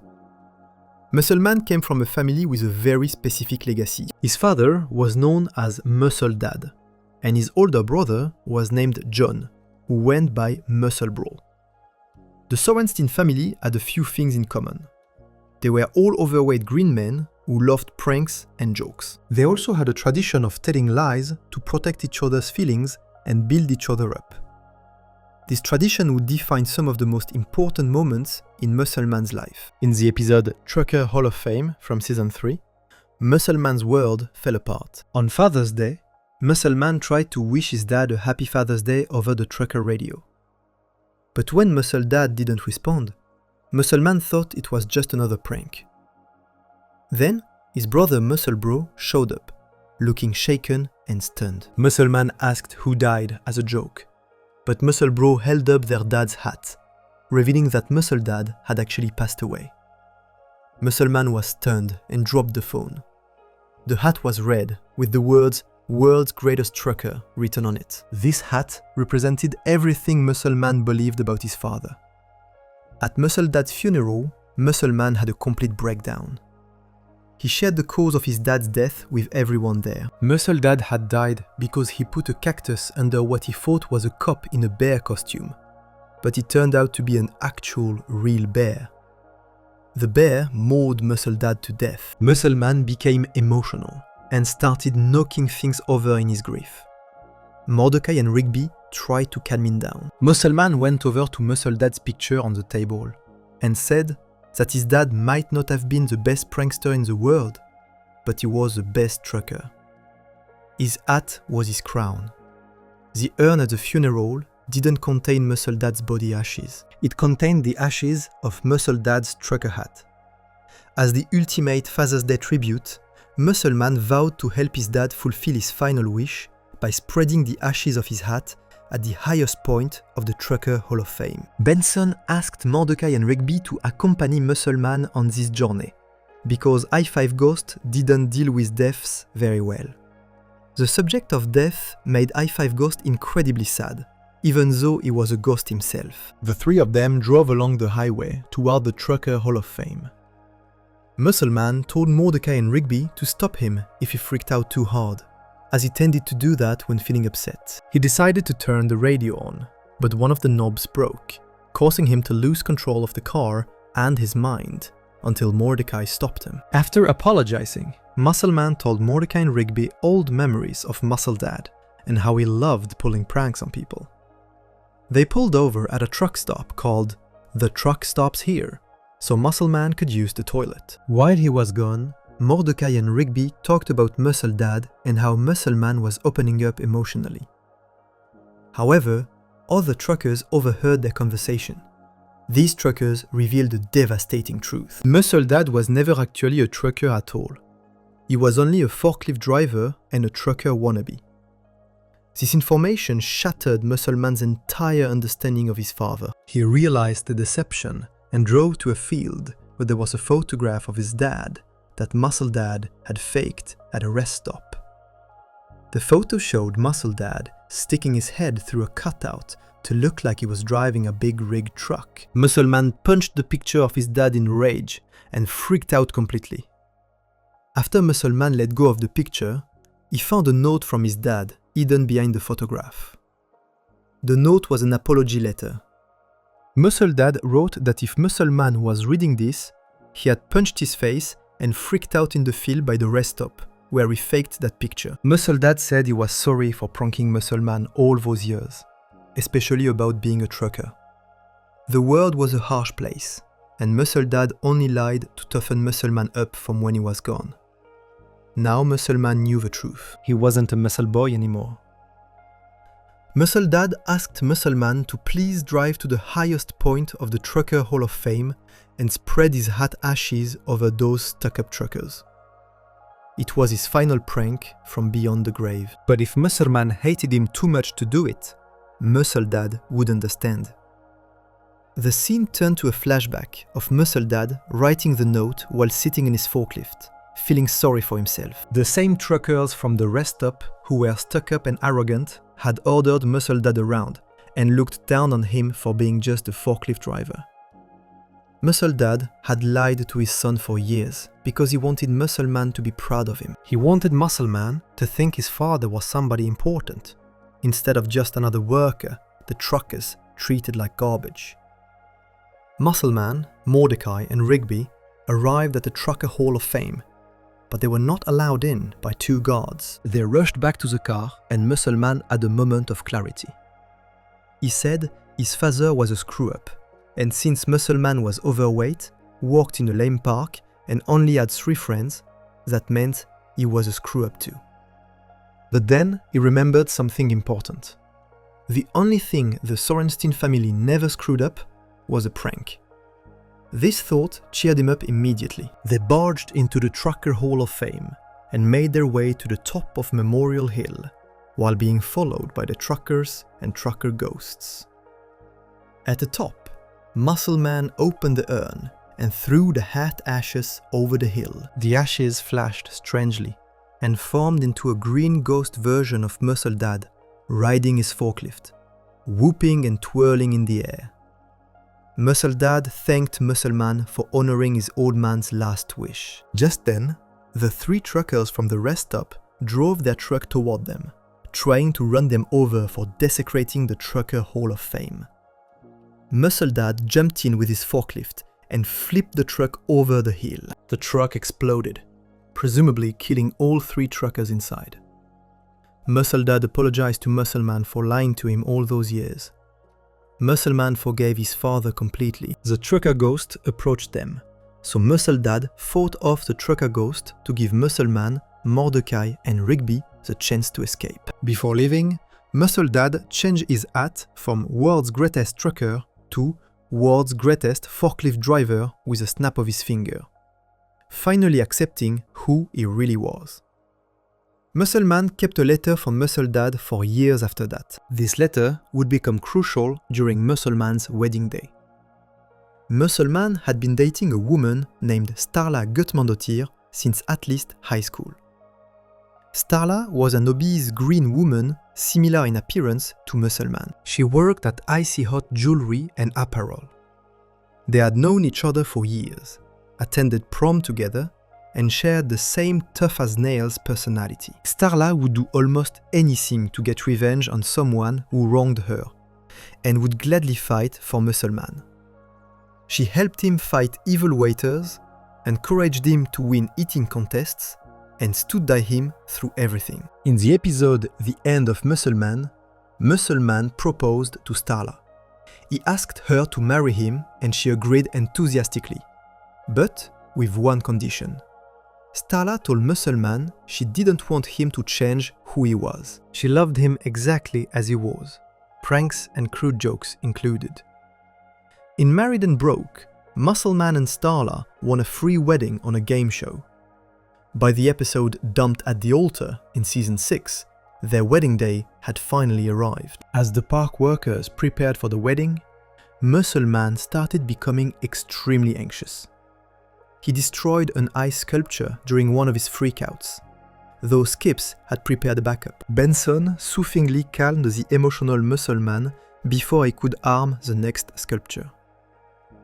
The wedding was taking place at the Parkside Luxe. Everyone was invited, including Mr. Malar, High Five Ghost's father, Low Five Ghost, Muscle Bro, Muscle Mom, and many others. However, Muscle Man had a serious problem. He refused to go through with the wedding without his father's wedding day letter. This letter was something Muscle Dad had written specifically for Muscle Man's wedding day, and Muscle Man absolutely could not get married without reading it first. Mordecai and Rigby searched everywhere for the letter, but couldn't find it. Meanwhile, the wedding ceremony was starting. Muscle Man stood at the altar in cold sweat, crying that he couldn't go through with the marriage if he was not met with the guidance of his father. At the last second, Mordecai and Rigby found the letter and arrived. Muscle Man opened it to read it aloud, but handed it to Mordecai, begging him to read it because "I feel too much." Mordecai read Muscle Dad's letter aloud. The letter said that if Muscle Man was reading this, he had accomplished something very tough. He had found himself a co-pilot to help navigate the highway of life. Muscle Dad explained that the Sorensteins had big guts for a reason. That wasn't fat in there, it was wisdom. The letter told Muscle Man to trust his gut, and nothing could go wrong. Unfortunately, Mordecai took this advice personally and interrupted the wedding to give a speech about his own relationship problems and soulmates. This created a disaster where CJ broke up with Mordecai in front of everyone. Muscleman was miffed by Mordecai's intrusion on his special day and asked if he could finish his own wedding. Mordecai said yes and ran after CJ. Muscleman turned to Starla and declared, "I do." Then ceremoniously stepped on a glass, a Jewish wedding tradition that revealed Muscleman was Jewish. At the reception, the friars they had won from the game show started cooking. Muscleman and Starla were officially married. In the finale, a regular epic final battle, after Pop sacrificed himself to save the universe, and the Park Dome returned to Earth following 3 years in space, Muscleman discovered he had a 3-year-old daughter. During the crew's absence in space, Starla had given birth. 25 years later, at the park reunion, Muscleman and Starla had moved into a better trailer in the park and had many more children. Their kids adopted many of Muscleman's mannerisms, including taking off their shirts and yelling just like their father. Muscleman had successfully built a family legacy, fulfilling the dream his father had for him. High Five Ghost stood at 5 feet 7 inches tall, though he floated rather than stood. He was a small ghost, with a white, slightly transparent body that resembled Pac-Man. A small arm and left hand stuck out from the top of his head, which is where his nickname came from. He didn't seem to possess any eyeballs, and his mouth was usually seen open when smiling or frowning. High Five Ghost could make additional arms appear when needed, and in some episodes, he was shown with up to 5 arms total. Despite being a ghost, High Five Ghost could be touched, as evidenced by his usual hand slaps with Muscleman. High Five Ghost's origin was one of the biggest mysteries in regular show. He was shown to be a ghost as a baby, suggesting he was born that way.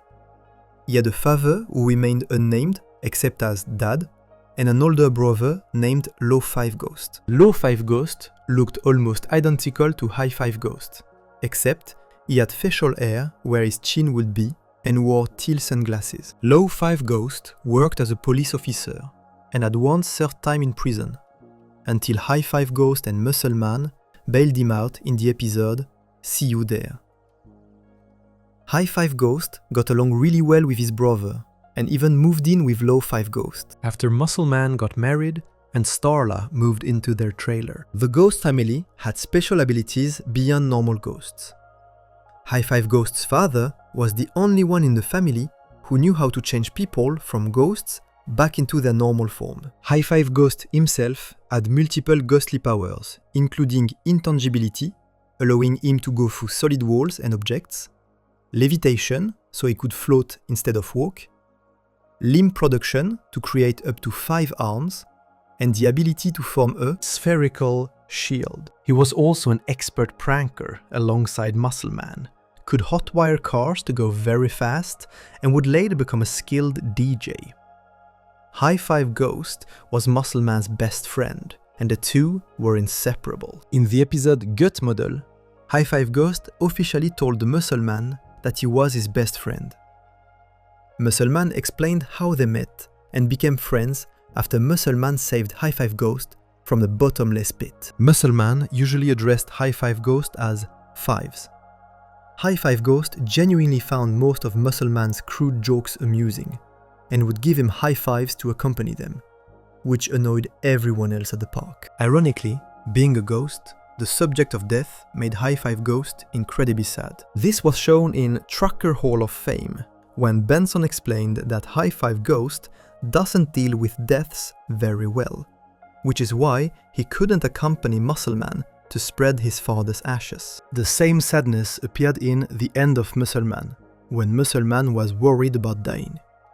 According to a scientist in The Button, High Five Ghost was the most logical out of all the park workers, despite being so quiet most of the time. In the episode The Postcard from Season 5, High Five Ghost's love life was revealed.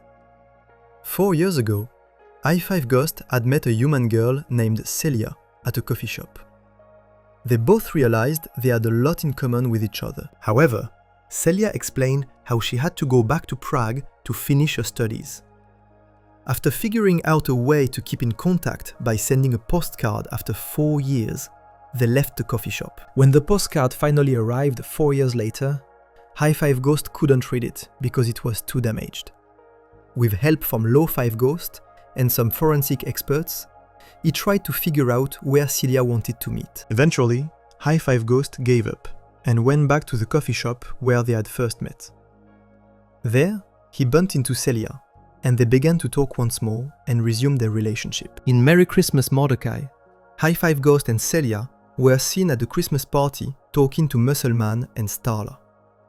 They danced together, and during a slow song, Celia kissed High-Five Ghost under the mistletoe. In Rigby's graduation day special, Celia showed concern for High-Five Ghost when the park blasted off into space. In Welcome to Space, a picture showed Celia kissing High-Five Ghost on the cheek, proving she would still love him even though he was in space. The two maintained their relationship throughout the 3 years the park spent in space. In the final epilogue, set 25 years after Pop's sacrifice, High-Five Ghost and Celia became a married couple. They became famous DJs and toured the world together, performing in places like Prague. They also had a son together, who was a ghost-human hybrid, proving that ghosts and humans could have children. During the park reunion, High-Five Ghost had grown a white goatee and gained laugh lines, making him look older. He wore 2 bracelets on his arm and a red beanie. However, at the reunion itself, he strangely looked identical to his younger self again. Throughout the series, High-Five Ghost demonstrated a spiritual connection that went beyond his ghostly nature. His ability to perceive death and the afterlife, combined with his friendship with beings like Skips, who dealt with immortality and the guardians of eternal youth, positioned him as someone who existed between the living and dead worlds. His marriage to Celia and their hybrid son proved that High-Five Ghost could bridge the gap between life and death, literally, through love and family. While the show never explicitly stated why, High-Five Ghost's quiet wisdom, logical nature, and ability to remain grounded despite being a supernatural entity made him one of the most spiritually balanced characters in the entire series. He understood loss and death better than anyone, yet he chose to focus on life, friendship, and love instead of dwelling on what he had lost or what he was. This quiet strength made High-Five Ghost an essential part of the park crew's spiritual foundation. Before we move on, make sure to subscribe if you're enjoying this breakdown. Moving on to villains, rivals, and cosmic threats across the series. Villains, rivals, and cosmic threats across the series. Regular show's universe was filled with villains and cosmic threats that tested the park workers across 8 seasons. Some villains were one-off antagonists who died after a single episode. Others returned multiple times or played crucial roles in the show's mythology. The most dangerous villains threatened not just the park, but the entire universe itself. Garrett Bobby Ferguson appeared in the Season 2 episode High Score. He was the universe record holder for an arcade game called Broken Bones. Garrett Bobby Ferguson was a white, visibly aged human head with long black hair and a long beard. He had no body at all, but could grow bare limbs out of his head. His face closely resembled video game player Billy Mitchell, and the character was a parody of Mitchell. Garrett Bobby Ferguson was extremely proud of his record and determined to keep his title at any cost. When Mordecai and Rigby challenged his record, Garrett Bobby Ferguson cheated by creating a fake sob story. He claimed he had devoted his whole life to the game and that he played it so much his wife left him. This made the crowd feel sorry for him. Mordecai and Rigby initially lost on purpose, so Garrett Bobby Ferguson could win. But after he won, Garrett Bobby Ferguson laughed and said, "Thank you for being so dumb," revealing that the sob story was completely fake. It was just a hobby, and he never had a wife at all. Mordecai and Rigby, along with a crowd of people, then distracted him by chanting "Broken Bones" over and over. The game kept going, and Garrett Bobby Ferguson desperately tried to sabotage Mordecai and Rigby by trying to get them away from the game console. But he failed. When Mordecai and Rigby officially beat his record, Garrett Bobby Ferguson had a massive fit of rage. His head exploded into brain goo, killing him instantly. Mordecai and Rigby nicknamed him Giant Bearded Face, or GBF, because of his initials. The real Billy Mitchell actually sued Cartoon Network in 2015 for using his likeness without permission. However, the case was thrown out of court. New Jersey Federal District Judge Ann Thompson concluded that Cartoon Network did not violate Mitchell's personality rights since Garrett Bobby Ferguson was depicted as a floating head that exploded, making it a clear parody that could not completely imitate Mitchell's likeness. Ironically, around 6 years after Garrett Bobby Ferguson's debut, Billy Mitchell had his records removed from Twin Galaxies leaderboards after strong evidence showed he cheated to achieve his Donkey Kong scores. In Season 4, the two-part special Exit 9B introduced Garrett Bobby Ferguson Jr. Despite Garrett Bobby Ferguson claiming he never had a wife, he somehow had a son. It was unclear how his son was conceived. He either reproduced asexually, lied about never having a wife, or his son was the result of a one-night stand or adoption. Garrett Bobby Ferguson Jr. looked almost identical to his father, but was smaller and had longer, hairier arms and legs. Garrett Bobby Ferguson Jr. was the main antagonist of Exit 9B. He posed as a contractor and forcefully took the park from the staff, erasing all their memories of their identities except for Mordecai and Rigby, who escaped in a time machine. Garrett Bobby Ferguson Jr. Plan was revealed near the episode's climax. He wanted to build a highway through the park, but the highway was actually a portal to the underworld. His goal was to summon all of the park staff's enemies from past episodes, including his father, Garrett Bobby Ferguson, to get revenge. When Mordecai asked if this was about beating his father's record, Garrett Bobby Ferguson Jr. said it was about blowing him up, referring to how Mordecai and Rigby caused his father's head to explode. Mordecai and Rigby returned everyone's memories and gathered allies to fight back. The battle included the Baby Ducks, Skips, the Guardians of Eternal Youth, Death, and many others who had helped the park workers in previous episodes. All the park workers signed a petition to save the park and make it a historical site.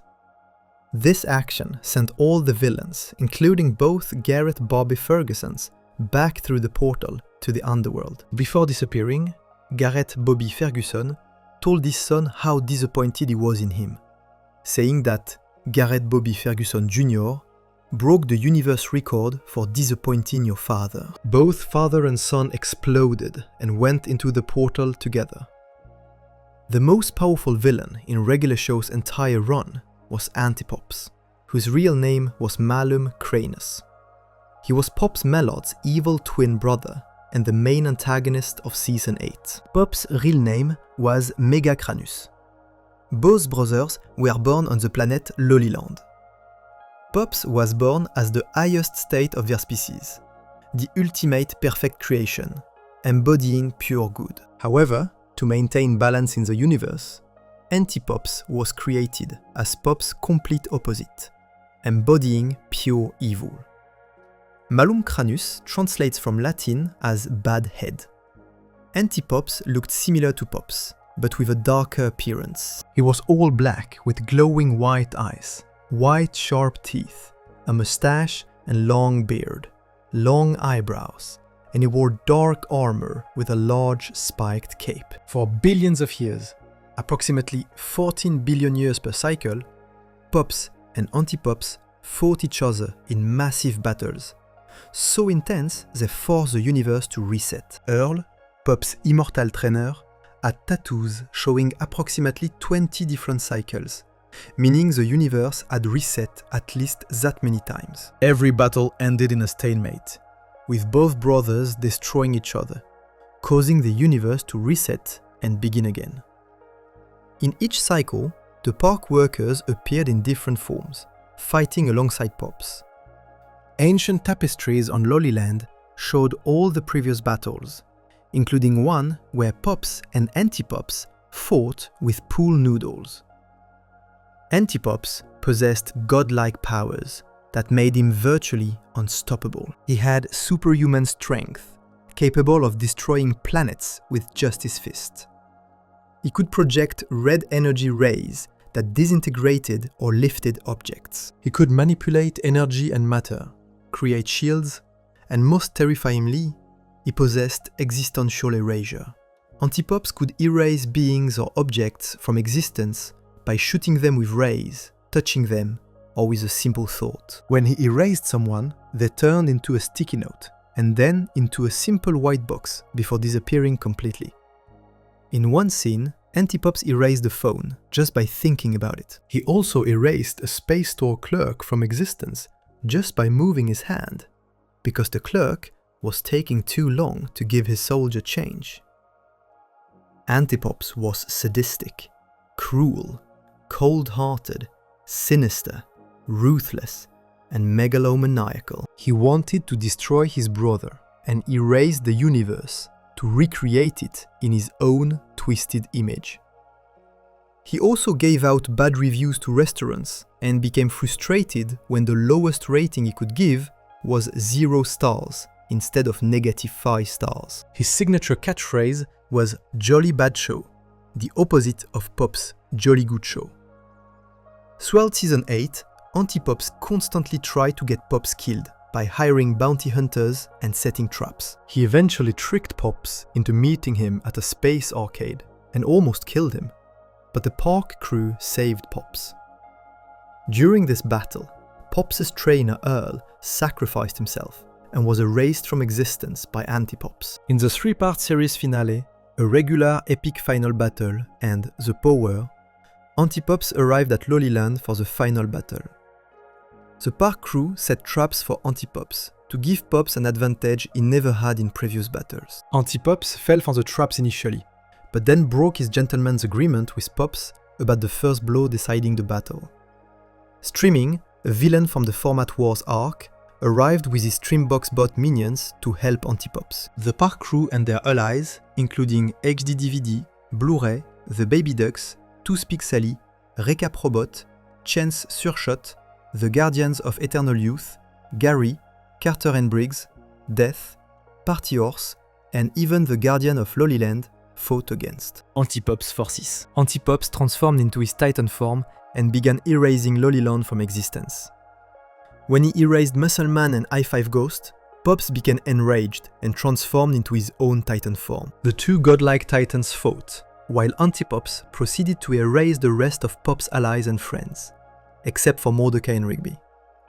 He kicked Pops into a portal. Mordecai and Rigby realized the only way to stop time from resetting was to get between the brothers while they punched each other. When the two brothers' punches collided with Mordecai and Rigby between their knuckles, it obliterated the entire universe and reset time back to the beginning of the series. Time reset to the first episode, The Power, that Rigby remembered everything and helped Mordecai remember by showing him buried Blu-rays from Cheer Up Pops.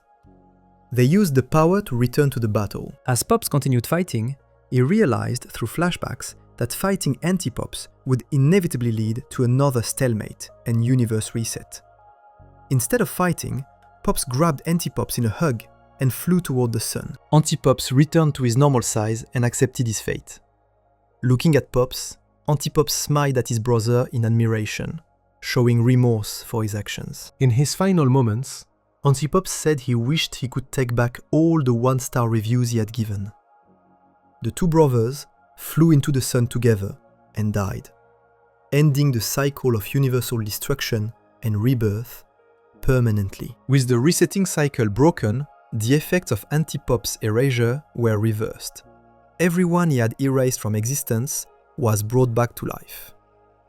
The park workers spent 3 years in space before returning to Earth. Antipops was the only villain in the series who permanently killed a named character, Earl, though Earl was later resurrected when the cycle broke. Antipops was also the only major villain who showed genuine remorse before his death, unlike other villains such as Mr. Ross from Regular Show, the movie.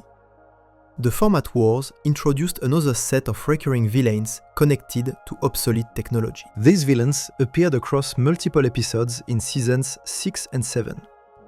The main antagonist of the format wars was Streaming, who commanded an army of Streambox bots. Streaming wanted to destroy the Disc Masters, which included Mordecai, Rigby, Muscleman, and i5 Ghost. The Disc Masters had access to the guardians of obsolete formats.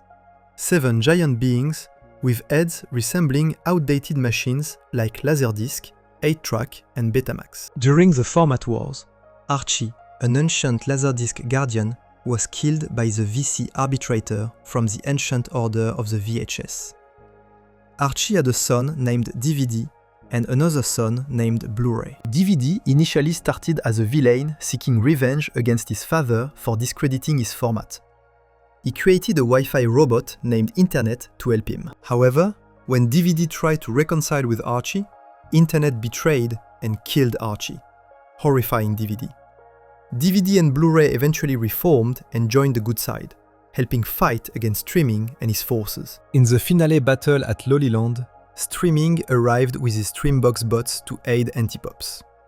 The Streambox bots merged with Streaming to power him up. DVD, Blu-ray, and the other Discmasters fought against Streaming and managed to defeat him. Streaming was killed during the finale battle, permanently removing him as a threat. Other recurring cosmic villains included Clorkbane the Destroyer, who fought Skips every 157 years. Clorkbane was created immortal, like the Guardians of Eternal Youth, and he was their evil brother. During high school at Bennett High, Clorkbane bullied the other students and inadvertently killed Skip's girlfriend Mona when a chunk of ceiling fell on her during a fight. Skips defeated Clorkbane using the Fists of Justice and sent him into orbit around the solar system. In the episode Fists of Justice, Clorkbane returned 157 years later. Skips was injured, so Mordecai and Rigby had to fight Clorkbane using the Fists of Justice.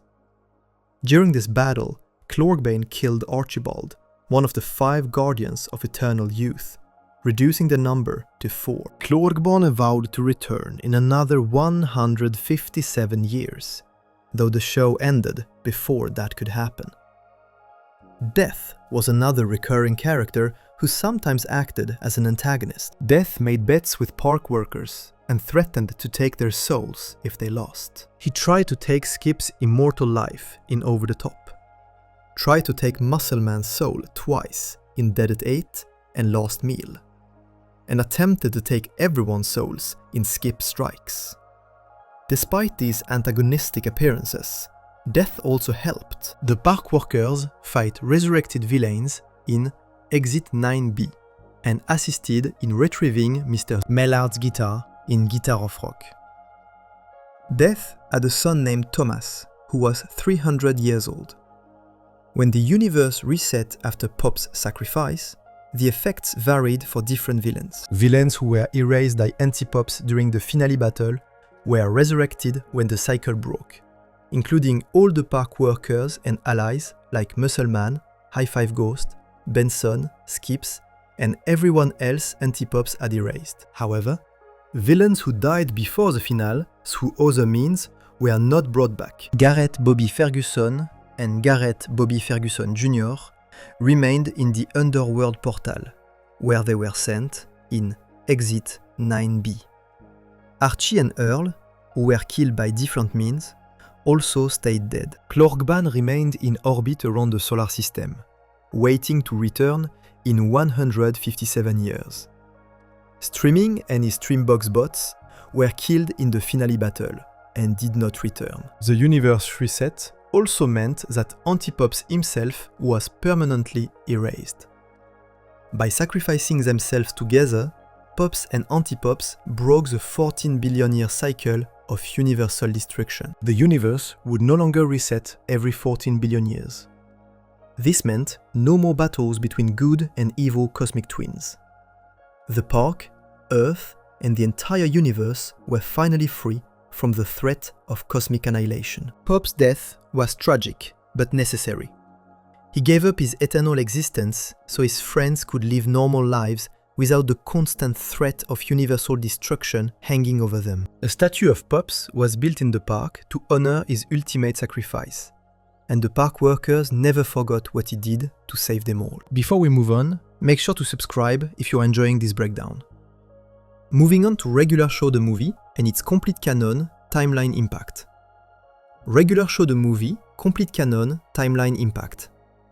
Regular Show the movie was released in 2015 and remains 100% canon to the Regular Show series. Creator J.J. Quintel confirmed the movie takes place between season 6 and 7, and later episodes referenced events from the film. The movie centered on the darker secret in Rigby's past, and how it created a catastrophic timeline that threatened all of existence. In the distant future, approximately 6 years and 4 months from the present day, the park workers had become the Galactic Park Rangers. Future Rigby served as Commander Riggs, a hard-working and serious leader who was the complete opposite of his present self.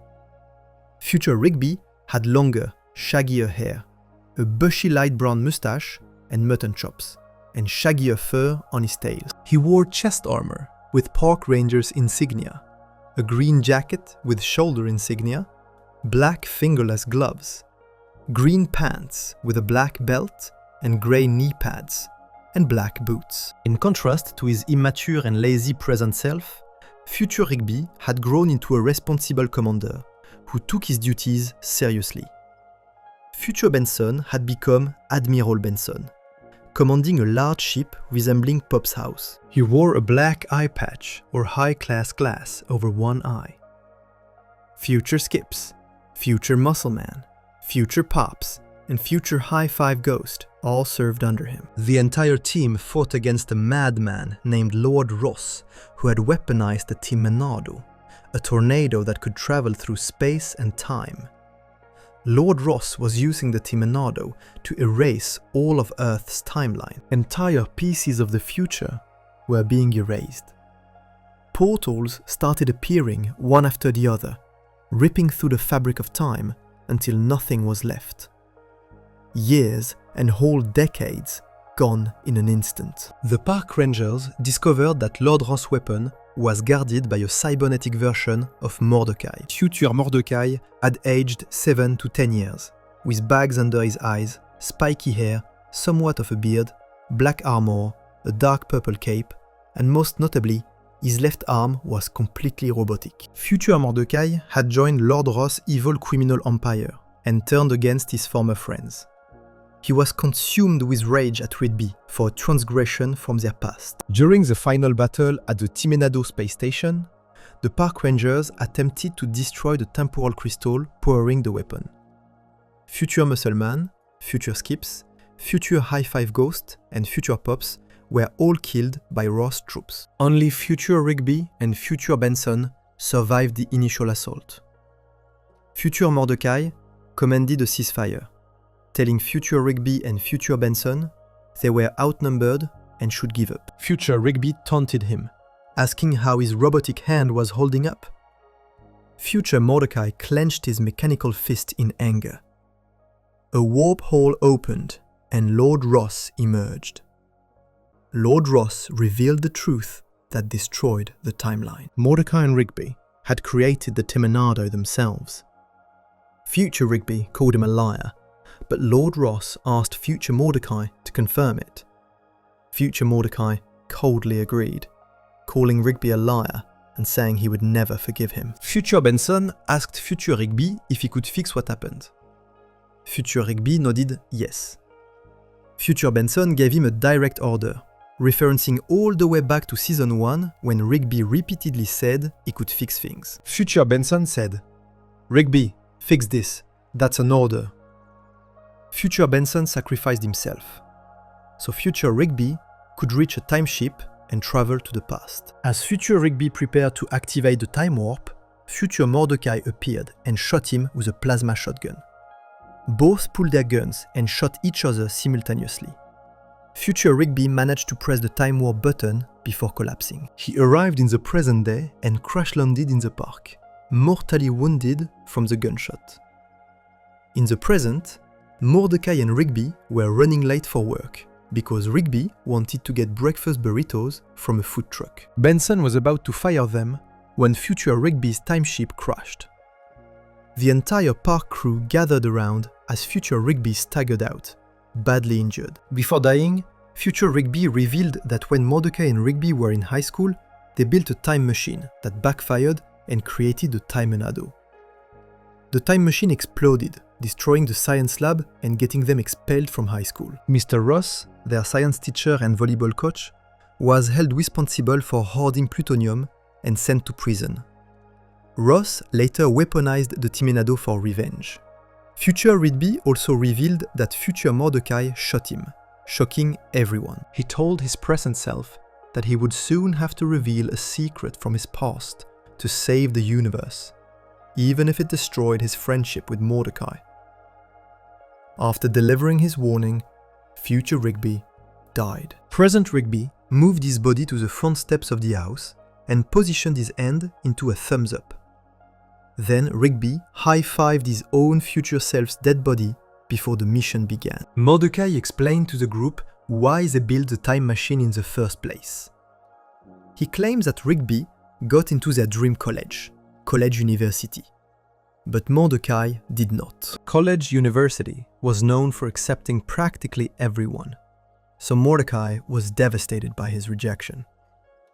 They tried to finish Mr. Ross's time machine so Mordecai could go back in time and tell his past self to get better grades. Musselman was shocked, asking how Rigby got accepted when Rigby didn't know anything about anything. Musselman assumed Mordecai must have really tanked his college essay. The park workers used the timeship to travel 6 years and 4 months into the past, to their high school days. The engines were damaged during the trip. Skips, Musselman, and High Five Ghost stayed behind to repair the ship, while Mordecai, Rigby, Benson, and Pops went to West Anderson High School. They met their past selves and convinced past Rigby to make a baking soda volcano for his science project, instead of using Mr. Ross' time machine. After destroying the first time machine, they returned to the timeship. However, temporal ruptures began appearing just as the repairs finished. Rigby, who had slipped away earlier, alerted everyone that past Mordecai and past Rigby were heading to the high school to finish a second time machine that future Mr. Ross had planted. The park workers raced back to the science lab, but were incapacitated by Lord Ross and future Mordecai. Past Mordecai and past Rigby botched the second time machine and created the Timonado, exactly as it happened in the original timeline. Lord Ross then forced Rigby to read aloud the real rejection letter from College University, threatening to kill Mordecai if he refused. Rigby read the devastating letter. It explained that College University received Rigby's application and wanted to inform him he had been rejected. The letter said the deans were obliged to select among candidates who clearly could do the minimum work required at College University. They hoped Rigby could understand the situation, if you can understand this letter at all. As Rigby read this part, Benson stared at the ground in utter shock and confusion, while the park workers looked at each other equally confused. The letter continued that College University did not make this unanimous decision on a whim and were not able to consider any appeals, so Rigby should not even try. Though the school motto was "the college for everyone," sometimes college was not for everyone. They thanked Rigby for his interest in College University, but would not be seeing him anytime soon, or ever. The letter was signed by the admissions board at College University. The truth was finally revealed. Rigby never got into College University, but Mordecai did. Unwilling to get separated from Mordecai, Rigby forged a fake rejection letter for Mordecai and hid the real acceptance letter with a typewriter. Mordecai was shocked, asking if Rigby had been lying to him all this time. Many of the park workers, especially Benson, were visibly shocked and saddened. Benson actually winced after the letter read, "If you can even understand this letter at all." This was one of the most poignant reactions in the entire film. Benson was not afraid to call Rigby a screw-up, lazy, or a slacker, and those adjectives held merit. Yet Rigby had screwed up in the most painful way imaginable. more than any previous park job disaster. Instead of verbally ripping into Rigby like he normally would, Benson simply winced in sympathy. Lord Ross tried to kill Mordecai with a volleyball bomb.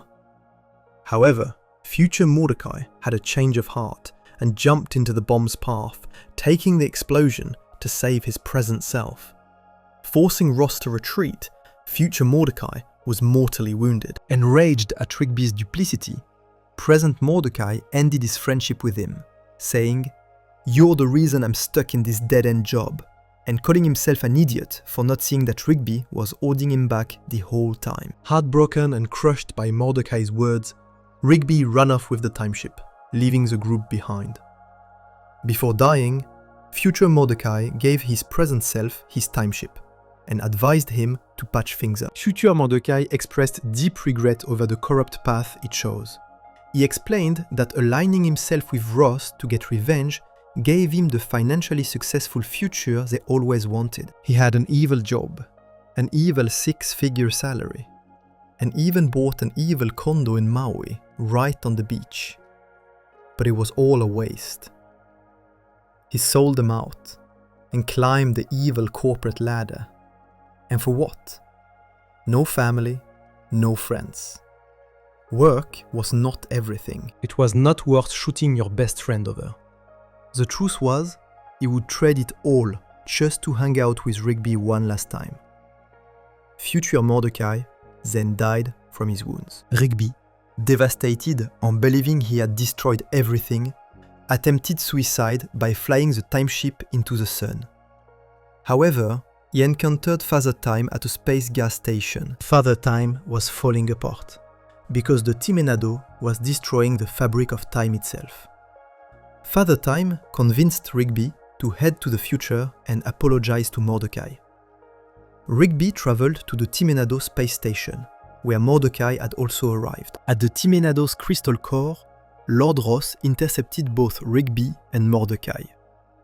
With help from Tecmo, who threw Rigby his galaxy sword, the duo managed to decapitate Ross. Rigby gave a heartfelt apology to Mordecai. Rigby said it was all his fault. If he had not changed the letter, Mordecai would not have wanted to go back in time, and the Timenado would never have been created. Mordecai said Mr. Ross had it out for Rigby anyway. Rigby said it did not matter. He robbed Mordecai of his future because he was being selfish. Mordecai was the only friend Rigby ever had, and Rigby could not stand the thought of losing him. Rigby held Mordecai back and ruined his life, and he was sorry. Mordecai forgave him. Rigby prepared to sacrifice himself by throwing plutonium into the temporal crystal to destroy the Timenado. Mordecai refused to let his best friend die alone and said he wanted to be part of the memorial statue too. Together, they destroyed the Timenado using the plutonium from Mordecai's timeship. They returned to the past and convinced past Rigby to apologize to past Mr. Ross before Ross was arrested. This ended the feud between Ross and Rigby, altering the timeline. Returning to the present day, Mordecai and Rigby agreed to never let their friendship degrade to the point where they tried to kill each other. The decision altered the future and erased their dead future selves from existence. Both future Rigby's and future Mordecai's bodies disappeared, along with the bad timeline. The next day, Benson caught Mordecai and Rigby away from the park again. But they raced back using future Rigby's timeship, with Rigby joking they would never be late again. The movie's events had permanent canon impact on the series. Benson's character arc was fundamentally changed by learning Rigby's secret. While Benson continued to yell at Mordecai and Rigby in later episodes, he showed deeper understanding of their friendship and Rigby's insecurities. The movie revealed why Mordecai and Rigby were expelled from high school and working at the park instead of attending college. It explained Mr. Ross' vendetta against Rigby from the earlier episode where Ross forced Rigby to apologize during the volleyball championship flashback. The movie also explained future Rigby's appearance in the series finale epilogue. 25 years after Pop's sacrifice, older Rigby sported a mustache and mutton chops combo, exactly like future Rigby from the movie. This visual callback confirmed the movie's permanent place in canon. Regular Show the movie was nominated for an Academy Award for Best Animated Feature, though it ultimately lost to Inside Out. The film premiered at the Downtown Independent Theater in Los Angeles on August 14, 2015, was released digitally on September 1st, on DVD and Blu-ray on October 13th, and had its television premiere on Cartoon Network on November 25th, 2015. If you enjoyed the video, make sure to subscribe, and I'll see you in the next video.